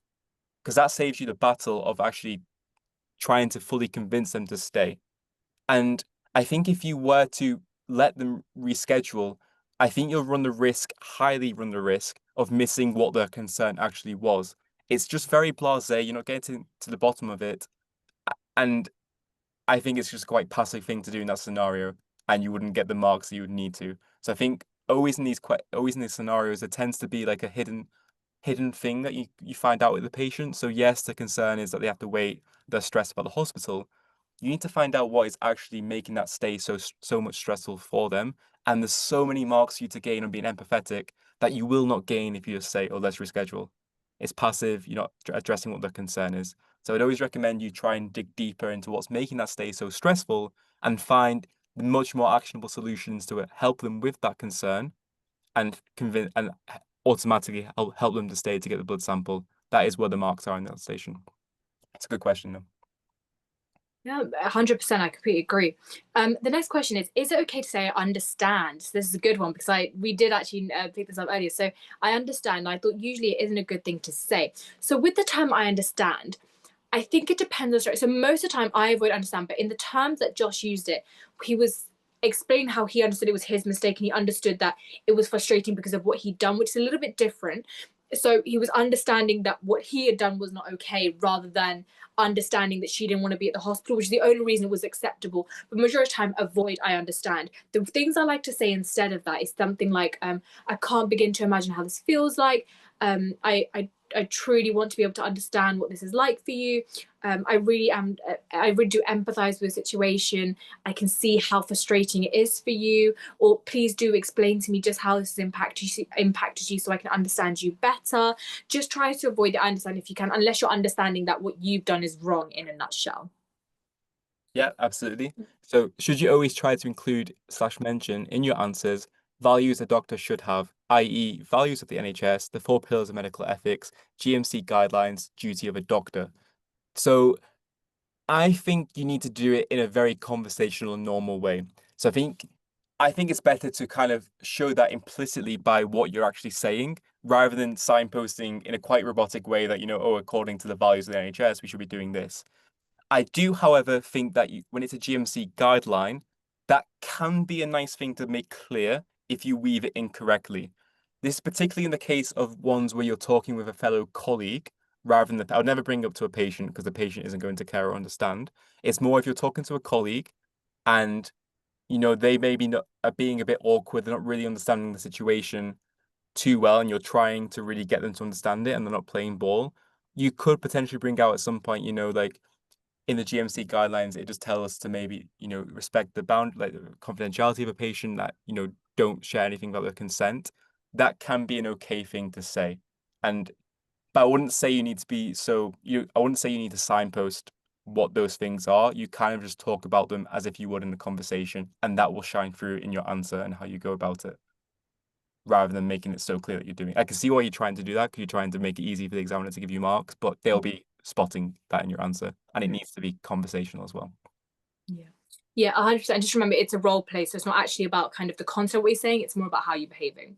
Yeah. So, how many role plays can I get in an MMI? You'd only typically get one. You might get like a scenario in a role play. You might get like a professional judgment question and then a separate role play, but you only typically get one role play station, if any. Yep, absolutely. A question on if they don't understand why the blood sample needed to be taken. Again, just take that as an opportunity to clarify things. It means that there's a bit of information that's not being communicated. Just take that time to kind of justify why you wanted that blood sample, but then obviously get on to the fact that you've made a mistake and you need to make that apologize to them about that. So, does the role play start immediately, or is there some introduction? So as soon as you enter the station, role play starts immediately. Actors there, it's go. Like they'll let you know if they're gonna like start afterwards. But go in there, assume that it started, take it straight from the go. You're going there, introducing yourself to the actor in character. Yeah, absolutely. There's a question, how would you introduce yourself in a bereavement situation? Sorry, not introduce yourself, but how would you handle a bereavement, since people handle it quite differently? Again, I think you've kind of hinted at yourself in your answer there. So, because people handle it differently, you need to let them explain it in their terms, and you as an actor, you need to try and come to understand that. That's why it's really important to not rush in with a solution. I know it's so tempting because you want to help them and save them. It's so tempting to think, okay, they've told me this, I need to find a solution. You don't. And Panusha did that really well in the good example. She took really a lot of time to understand what my complaint was and gave me the space to communicate that. So, keep asking questions. Don't be afraid to ask questions, like, I understand this is frustrating. Like, how exactly are you trying to cope with this? Just try to get in their headspace and try to understand exactly how they're feeling.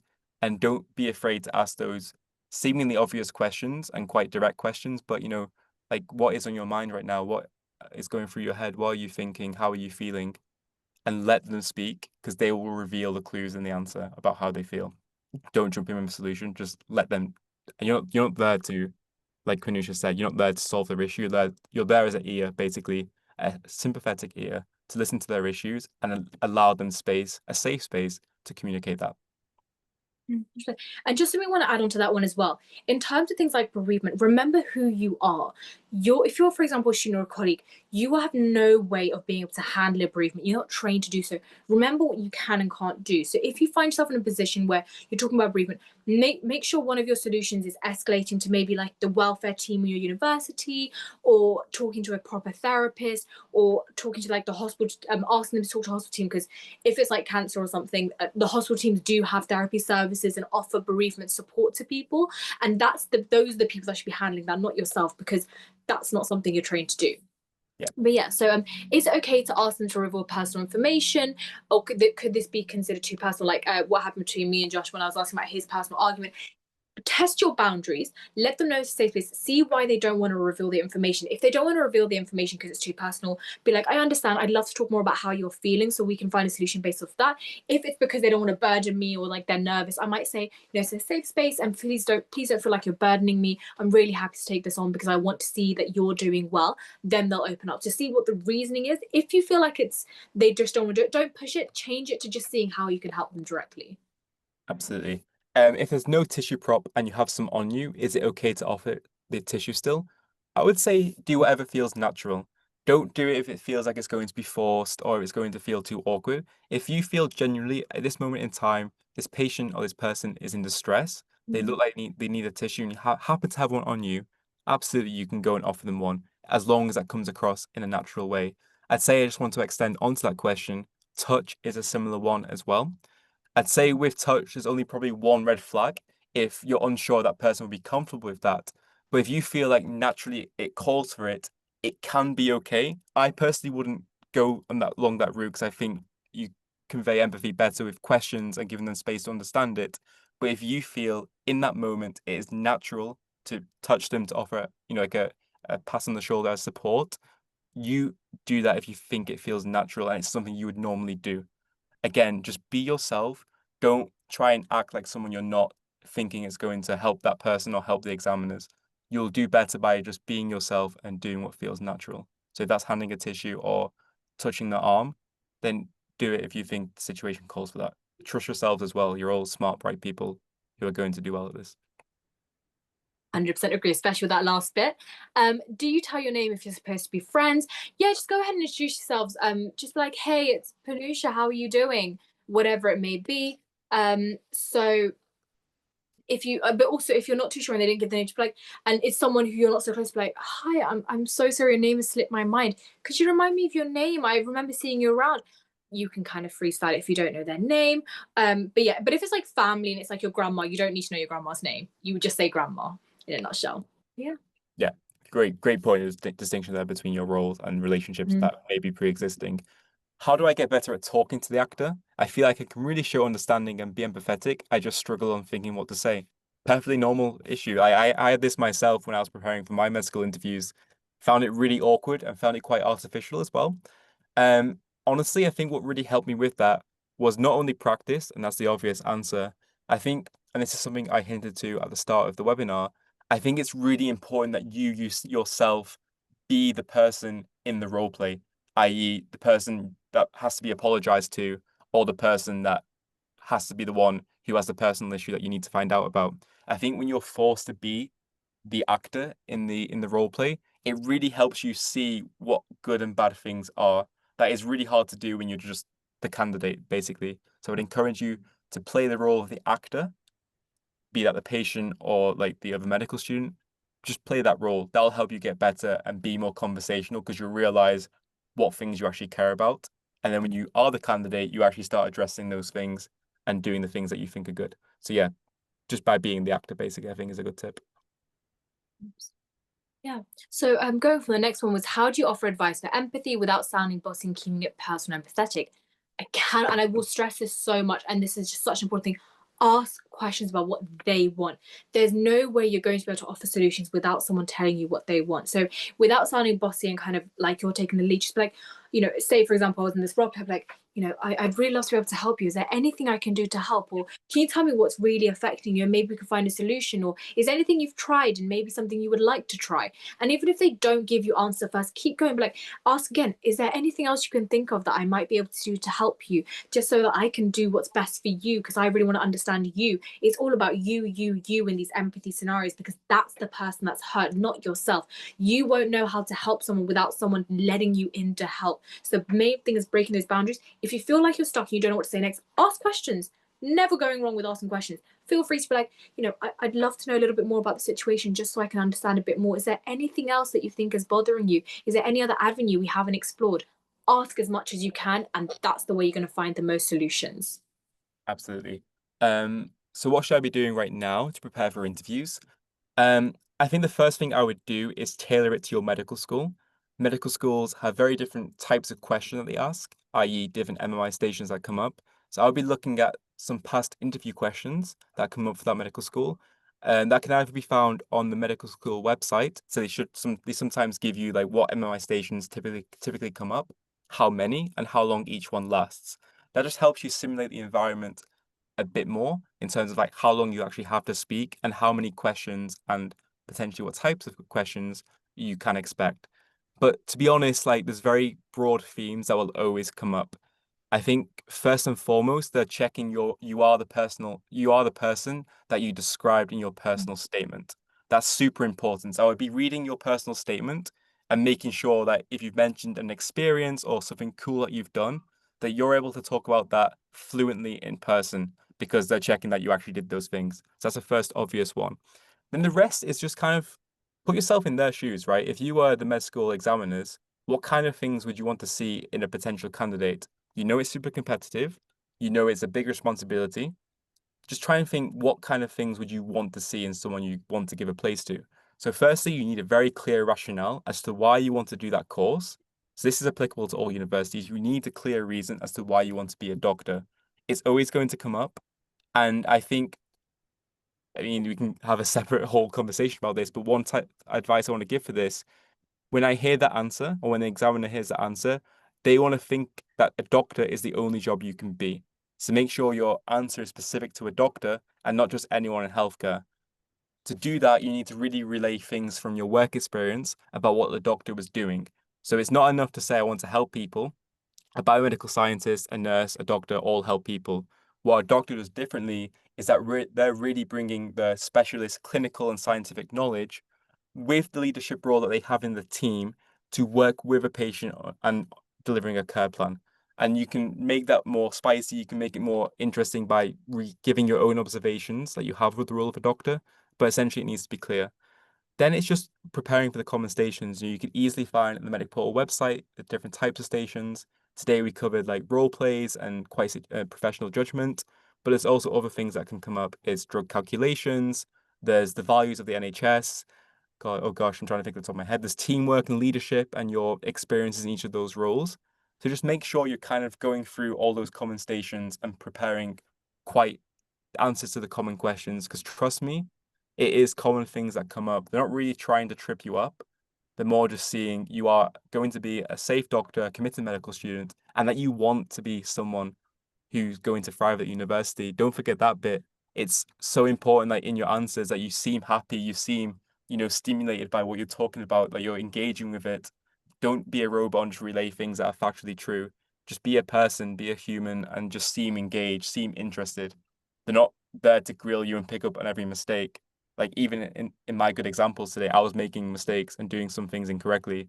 They're not there for perfection. They're there for that commitment, you demonstrating that you can be safe and you demonstrating that you actually care and want to be a doctor. That always shines through. So make sure you're smiling when you give these answers and look that you're enjoying it a bit.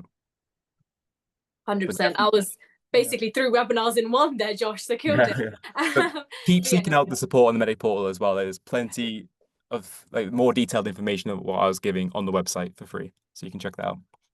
100%. There are the last 2 webinars, which I had the pleasure of hosting and hopefully are very useful to you guys. So the recordings of the last 2 webinars should be accessible if you guys email in or ask about it, and we should be able to get that to you guys as well. Hopefully there's some information on there too. So someone mentioned about kind of the props and then, oh, sorry, Josh got the one. Oh, no. So During the second role play station, the doctor offered to stay and chat with the patient to help ease their anxiety. What if it's a busy ward and the doctor is needed elsewhere? That's a great question. You can't, the best thing I say is when you offer solutions, don't promise solutions.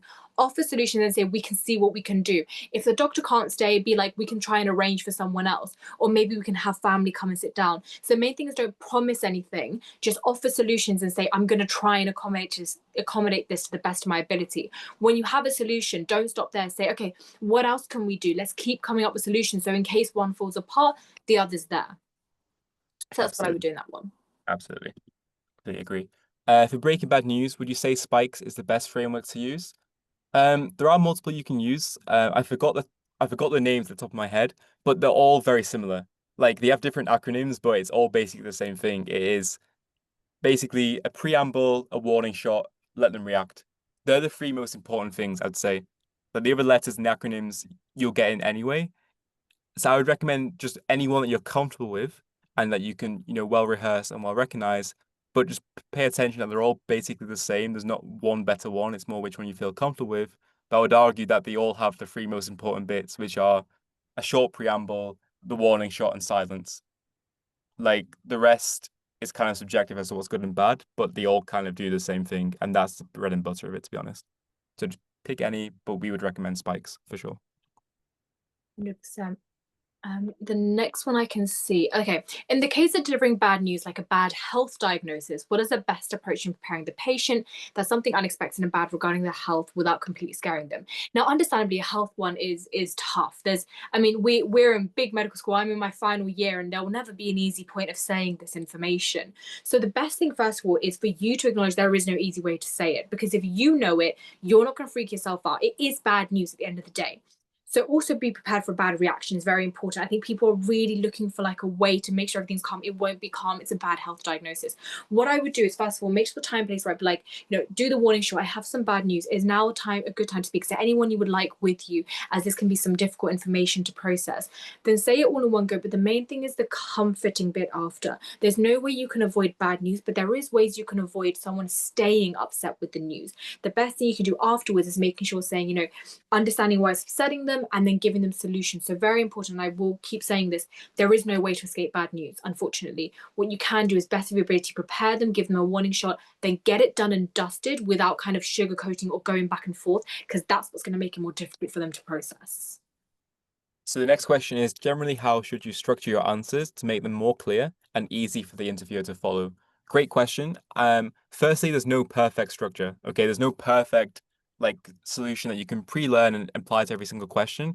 I think it comes back to what Panusha's highlighted quite a lot in this webinar, which is the narrative. There's every good narrative has a beginning, a middle, and an end.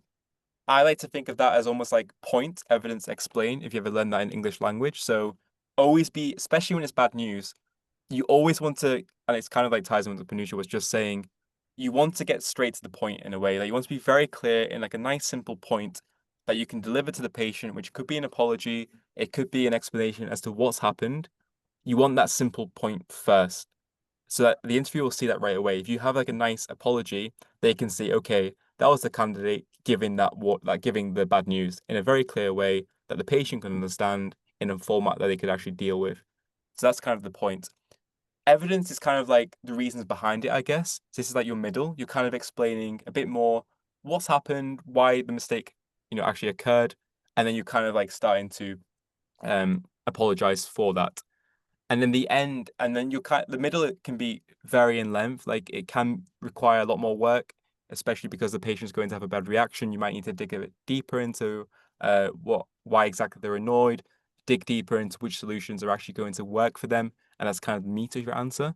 Then the ending, which is super important, and maybe something we could have highlighted more today, especially when you're with a patient, it's always important to kind of like round things off, especially in role play. Like it's super artificial if you just leave the conversation because you've delivered your news. You have to kind of round it off and kind of like that can be a summary as to what's happened, kind of just re-explaining, what the situation is and what needs to be done. I think what works also nicely is if you ask them if they, well, you should do this every time. Ask them if they have any other questions. Super important, especially in a patient facing scenario, because they may have other concerns or other questions. And always, it's something called safety netting. At the end, before you leave, make it clear to them if they have more complaints, who they can go and speak to, that they can always speak to you in the future as well. Just make that clear before you leave. It's a nice way to round things off. So I guess there's no best structure, but you always want to kind of have a hierarchical approach to it. So you give the point first, you then start giving some things to explain that point, and then you try and round it off. I think if this wasn't a role play and it was more like a question as um to demonstrate a time where you've been a good leader. Something that's nice for that is the STAR framework. So when you're talking about any experiences, it's like situation, task, I forgot what A is, but then result. But you kind of like it's just called the STAR framework. If you type that into Google STAR framework interview, that'll give you a nice approach for talking about your experiences in a quite clear way. And as they're listening to you, they can go tick, tick, tick. But for most things, like a beginning, a middle, and an end work quite well. Wonderfully said. So how much time per day should I spend on interview practice and for how long? It's really dependent on what's available, but it's not about how long you spend, it's about how consistent you are with it. If you did 3 hours a day, but then nothing for the next 2 weeks, then it's not going to be practical. Maybe just like 20 minutes every day, or like maybe an hour on a Saturday evening until you kind of get your interview slot is what would be best for you guys. Just steady and consistent is what's key. Absolutely, yeah. Pace yourselves out, guys. I don't think it correlates how much work you do doesn't directly correlate with the reward. It's more like deliberate practice where you're fresh, you're focused, especially for the role play. You know, you don't want to be burnt out yourself going into the role play because that's going to come across in like the quality of your answers where you're unable to appropriately deal with that person who's getting quite angry. So make sure you're fresh, but of course, like you're deliberate in your practice and you've got manageable goals each day. What tips do you have to avoid using filler words to fill silences when it feels awkward or you're not sure what to say? Very, very common issue. And I wouldn't actually, issue is the wrong word, to be honest. Don't, I think, don't overthink how much of an issue is. I think obviously it's quite bad if you're always going, and can't get the point across. It's normal. You'll feel nervous. That comes out with practice, like just getting used to the scenario. The nerves will never fully go away, but you don't need to have a perfect answer. It's perfectly fine if you throw in some filler words in your answer. I wouldn't stress too much about that. What, however, you don't want to do is that let that catastrophize the entire interview. So the examiners appreciate it's highly stressful, it's very awkward, there's a lot of pressure on it. They know you're going to make mistakes. They know it may not be as fluent as it could be, and they're not expecting that. Okay. What they're expecting is that to the best of your ability, you're able to get to the bottom of the scenario, if that's be it, communicate what needs to be said, to make the bad news clear, to apologize to them, to be empathetic. As long as you can do those things, they will a lot of the time overlook those things like the filler and the ums and the ahs. It happens naturally. And I think in your as you go about your life now, maybe in a class when your A-level biology teacher is giving a lesson, try and think how much of an issue it is when they and ah. A lot of the time, it feels so long to you as the person when you go it feels like an eternity. But when you're the person who's being spoken to, it's only a second. So I think there's always that mismatch in perspective because you're the person you're umming and ahhing, you're thinking, oh God, I'm going on forever like this. Most of the time, you're actually not. It's only a few seconds that are actually elapsing. And like we've made clear, use the silence to your advantage. Like silence a lot of the time in the role plays is actually a really good thing. So don't stress too much about that. 100%. Yeah, very well said. I mean, that's a really classic question that we get a lot. Okay, we've answered that one. What would you do if the person simply refuses treatment? The actors do know at some point to let up. Like, they're not going to be like the end of the world. But it is your job to keep asking why. Like, there is always a reason. It just means you haven't reached the reason why yet. So ask why and try and, oh, sorry, I froze off there. Ask why and just keep investigating to get until you get to that point is the key thing. There won't be a point where they just like flat out refuse and never ever give in. It just means you haven't got to the answer yet, but at some point they will let up. Yeah, absolutely. Absolutely. Will there ever be props in the roleplay station? I think yes, we've answered that a lot of the time. There can be. Again, it's what feels natural. Don't feel like you need to use them. If it's going to feel awkward or forced, just do what you think is natural. But if there are props for you to use, then absolutely you can use them. But again, only if it feels like the right thing to do, and you should make that judgment. I'm going to do the next two kind of in one. So there's one that says, what if you finish or don't know what else to say or ask if the time's not up? And the next is, will the examiner stop the MMI if the situation remains unresolved? With the actor playing a patient, is this always a negative thing? So the action, it stays the whole way throughout, unless like you get to a point where you've made a resolution very early. But if you find yourself finishing your station in 3 minutes, something's gone wrong somewhere along the lines. If it goes unresolved, it's not the end of the world. They are judging your communication skills. So it's not always the worst thing in the world. As long as you've, like, say you've had a very difficult actor, that's fine. As long as you've managed to maintain the calm and stay collected during that, shouldn't be end of the world. But the station stays acting throughout the whole thing. If it does get to a point you've made a resolution, maybe like you finish 20 seconds early, that's not the end of the world. They will just kind of sit there. Absolutely, fully agree. You said that your role in the situation, i.e., doctor, med student, etc., would affect that the way that you approach the stations. In what way would the approach change? I think it comes more in how you introduce yourself to that person you need to speak to. So obviously, if you're a doctor or a med student, it's likely going to, and it's patient facing, that is a professional circumstance. You're not there to ask how they are. Well, you are in a sense, but what you need to do first is make clear your name, your role, and make sure you're speaking to the patient who you actually need to speak to. If you're a med student speaking to your colleague or your friend, you don't need to say, can I confirm your name and date of birth, right? Because you know who they are. When it's a patient, you don't know who they are. Stakes are high if you make a mistake and treat the wrong person. There's just like those things you need to have in place before you start the conversation, which you don't need to do if you're talking to a friend that you already know or a colleague. So you should always obviously introduce yourself, if you need to make clear your role, which I'm with a patient, I would then confirm the name and date of birth, but I wouldn't do that with a colleague or a friend, if that makes sense. So that's how the approach would change. Good question. So we've done that one. I guess I'm good. how would okay. I'm so sorry. Keep going. How would you attempt to feel empathetic if it's an unrelatable situation the other person is in, e.g., relationship problems or physical issues? Um, I think that's a tricky question, but again, it comes back to the fact that it's their issue and not yours. You're not the one who needs to solve that for them. Your job is to give them space and a safe space to actually talk through their feelings with you. And that's something that you don't need to have gone through to appreciate how it can be awful for them. Now, you don't need to own their issues. You don't need to like feel it yourself. You just need to like kind of see how that's affecting them from your own observation. Like Panusha in her example observed how distressed I was. Like I was clearly being quite awkward in how I was delivering it. I was hesitant. I was really finding it hard to get it out. So clearly tells you that I'm quite stressed and pretty wound up. So just like make sure that you're kind of observing what you see in the person. If they think they look down, make that clear. Make say I can see how this is making you feel down. I know that's not solving their issues, and and but what it is doing is that you're appreciating how tough it is for them.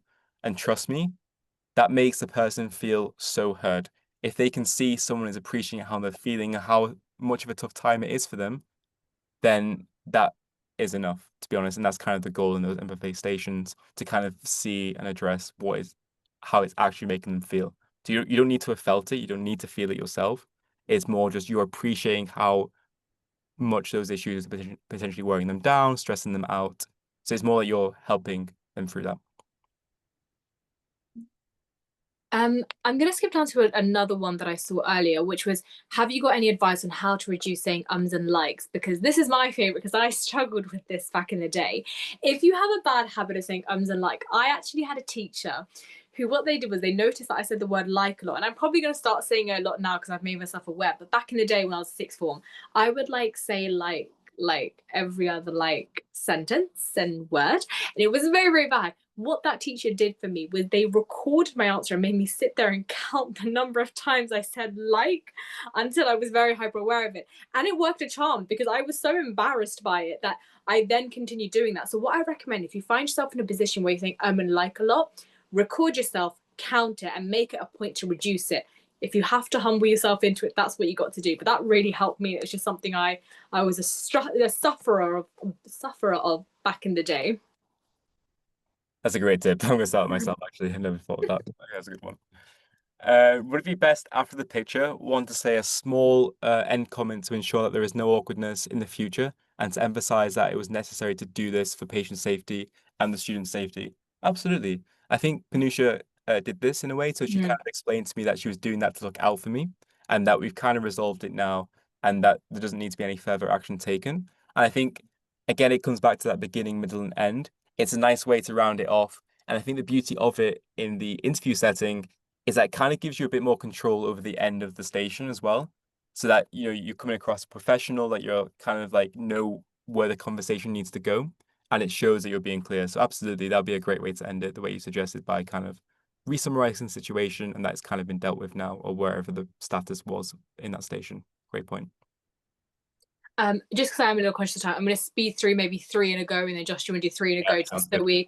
just so we can get some more done. So another one I can see is, how do you navigate a scene where we don't quite know the processes, especially in hospitals, whether they can go home or whether not. You won't be given a scenario where you're not too sure of, like, you have to get involved with the real medical stuff and like the processes. Be more, it's always about the empathetic side and make sure you connect with the patient. So don't worry too much. If you feel like you're going down that road, go backwards a little bit, reassess, and take a different route, because that's never the direction they're taking the question in. Would this also translate to vet met interviews? All of these are very transferable. Maybe you'll have like maybe it won't be about the patient. You have to take the patient's bloods again. It might be like you have to take the pet's bloods again. So that's the only thing, but all of them very transferable. If the patient gets very rude, when is it appropriate to set boundaries? Immediately. The second someone we have a zero tolerance policy, and this is a very big thing, because this is also translates to real life. If you find someone's being rude or someone's being disrespectful, take a pause, stay calm. My favorite thing to say is, I can see that you're very frustrated, and I can only imagine how difficult this is for you. Unfortunately, I'm unable to help you if you can't help me. If we're unable to have a discussion in which we're able to talk in a respectful way, I won't be able to give you the best help possible. And I really, really would like to be able to help you. Try and ease them down a little bit. If they don't, zero tolerance. Now, the actor shouldn't reach to a point where it is zero tolerance. They should calm down after the first one or two times saying that. But yeah, very much zero tolerance. Let them know what's up. Just let them know it's unacceptable. I'm just gonna do one more before I let Josh take over again. So Oh God. if in the first scenario, would you need to let someone higher up know about the picture if it has been deleted slash not passed on? Not necessarily. I think at that point, if you convince that the person understands and you kind of convince that they deleted it, you've resolved it locally and done the right thing by showing your colleague respect by dealing with them before it became an actual issue. So it's almost a near miss in a way. But because it's a near miss, I would always encourage that person to maybe speak with their educational supervisor with them about it, because it's a good learning case for them, and it kind of like reinforces as to how they know what they did was wrong, and what could have been, how badly it could have gone if they had not deleted it. So I think it's a good thing to encourage the person to do, but not necessarily report yourself. Trying to think if there's any cases in which you could report yourself.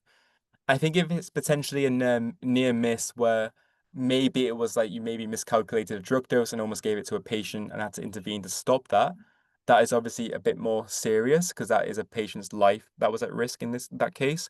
I think that is a near miss. I would maybe consider reporting to someone higher, even if it didn't happen. But again, it's the way you go about it that's important. It's never behind that person's back, and it's something you agree on together, ideally at the moment of time. And that, okay, if I hadn't intervened in not giving this drug dose or this drug, the patient could have been harmed. I know we've dealt with it here together, but I think it is something we should go and maybe chat to our seniors about, just to kind of use that so that they're aware, and it's a learning opportunity for others to prevent that happening in the future. So, the NHS has like an open policy. There's no blame. It's always a systemic issue rather than a personal problem all the time. So by reporting near misses, it allows you to see the wider system pressures that actually led to that mistake being made. It's never that person's stupid. It's never that person is wrong. It's more often than not, it's system-wide pressures that are forcing these mistakes. In the case of the patient taking a picture of the patient, it was they were stressed about exams and didn't feel prepared. That is something you can have something in place to address that. That does not involve taking a picture of the patient, and that is something the university or the med school could do. So I wouldn't report it myself. I would go with that person to the med school to talk about that. But good question. In a situation when you don't feel too sure about then, how do you calm yourself and start the interview? And how do you structure what you're going to say in the actual interview? This is like the worst case scenario, right? Like it happens, like sadly, like there may be a station that completely throws you off guard a scenario you hadn't prepared for, what do you do? I think the first thing is to try and find a way to stay calm. I know that's easy to say, but I think the way that I kind of built that myself was just exposure to random questions. I think you can never fully prepare for the interview. There's no way you're going to cover every single question, every single scenario. But by just exposure to multiple types of questions, working with different people, seeing how they answer the questions, watching YouTube videos online on best practices, seeing people like ourselves today answer questions, you just build up that exposure. And while it's never going to give you, the script for every single answer, you don't need that. What you need to do a lot in the cases in a medical interview is to just be calm and kind of like take a deep breath and answer the station to the best of your ability. And you kind of building that meta skill set and that what you need is like how to answer an answer. A lot of the time it's just okay, what do I need to respond to? Is there anything like clearly going wrong in the station with a patient or like a person and how they feel that I need to address? For example, if a person's angry, I need to get to the bottom of what's making them angry and try and help them through that. If it's an answer on a factual question that I don't know, I'm just going to be honest and communicate that I don't know, and then maybe it triggers a conversation with the examiner to help me through that. If it's a skill that you have and they've asked you about it and you're kind of struggling to communicate at a time where you demonstrate that skill, you are allowed to take times to pause. So it's okay to ask the examiner, can I just take a second to gather my thoughts and collect myself? I think exposure is what you're seeing there, that you kind of build in that reservoir in your own skill set to kind of rely on that's going to get you through those tough times. But again, with the structure, it's always, okay, I've got a point, I've got some evidence that backs up my point, then I'm going to explain a little bit more on that evidence and how it gives me my point. So just have those things in place, have those best practices. And one thing I want to make clear is that you don't need to be perfect. They're not looking for perfection, okay? So it's okay if some answers come a bit more slowly. It's okay if maybe initially you're not so clear, but then you get back on track. It's okay initially if you feel a bit overwhelmed and you get a bit stressed out, but then you get back on track. That's part of it. They want to see that resilience in you. So almost use that as something they're looking for. But and then ideally you get back on track. How can I judge whether the incident has to be reported or not? For example, is if a doctor is drinking on the job and refused to go to their senior to let them know, am I obligated to report it? Yes, but the way you go about it is super, super important. So you can't go behind that person's back. So if you approach the doctor, and it can be very awkward these scenarios because obviously there could be like you're the medical student and you're speaking to the senior doctor. Can be quite intimidating. Although the hierarchy shouldn't matter, obviously in real life it can. If you approach that doctor and you're convinced that they're drinking and they tell you otherwise, but you're not convinced, it's at that point you can make clear to them that I appreciate your answer and you telling me, but unfortunately I kind of I've seen you drink. So you can be clear that if you've seen them drink and they're telling you haven't, you can make clear what you've seen and your observations, and that's absolutely fine. And at that point, I would be clear to them what your next steps are as well. I know it can be quite awkward, but you can say that, I think that there's a risk that patients could be harmed here. And I think we need to go and tell someone about this. Now, that's kind of glossing over the whole situation. In those stations, there's other things that are super, super important for you to do as well. Often the time, the person who's drinking, the doctor, is going through a really rough time in their life. So it's really important that, yes, you need to deal with the actual incident and make sure that they don't go into the ward, make sure they don't operate, and make sure you do somehow escalate to someone. That's super important. And make sure you do that in a way that's transparent with the person. But it's also super important that you actually try and help them. I think one way to really annoy the examiner in that station is to come across like you're thinking that person is just a drunken person all the time and doesn't really care, and you don't get to the bottom of what's actually going on and causing them to drink on the job in the first place, which is often a divorce, maybe a bad surgery in the past where they've sadly like maybe harmed a patient with like a surgical mistake. You need to get to what's actually causing them to drink. And that's something you should try and get to the bottom of your answer. You can ask the doctor, is everything okay? Is there something that's maybe causing them to start drinking? Because you know that they know also that it's a bad thing to do. So make sure you get to the bottom of that. But yes, you would be obligated to report that. And that's anything, you need to report anything that's going to harm a patient, basically. So just think, if I don't do this, could a patient get harm? If that's a yes, you go and report. But you always make clear like to the person that you are going to report. Okay, it's done. I'm just going to really quickly jump in, Josh, as well, because I think we've been given the go-ahead sign that we have unfortunately run over for too long. So thank you so much. I mean, those incredible answers were incredible, Josh. Thank you so much. So yes, unfortunately, guys, we have had the go-ahead sign that we've been talking for too long. We do love talking. We can't help ourselves. We've run over by over an hour now. So we're really sorry about that. And thank you so much to those of you who did stay for so long. So hopefully today's been really useful to you guys. We did try to answer as many questions as we could. Josh really took like a champ towards that at the end there. But yeah, so hopefully we've managed to answer some of your questions and given you guys some really good examples. And we really appreciate you staying with us. And yeah, thank you so much. And just a thank you to Josh as well. Thank you, guys. Like, honestly, best of luck. You are all going to be amazing. So really wish you the best of luck for your interviews and hopefully see you all in the wards at some point as well. Best of luck, Yeah, guys. Great. good luck, guys. Luck. Hope it's all good.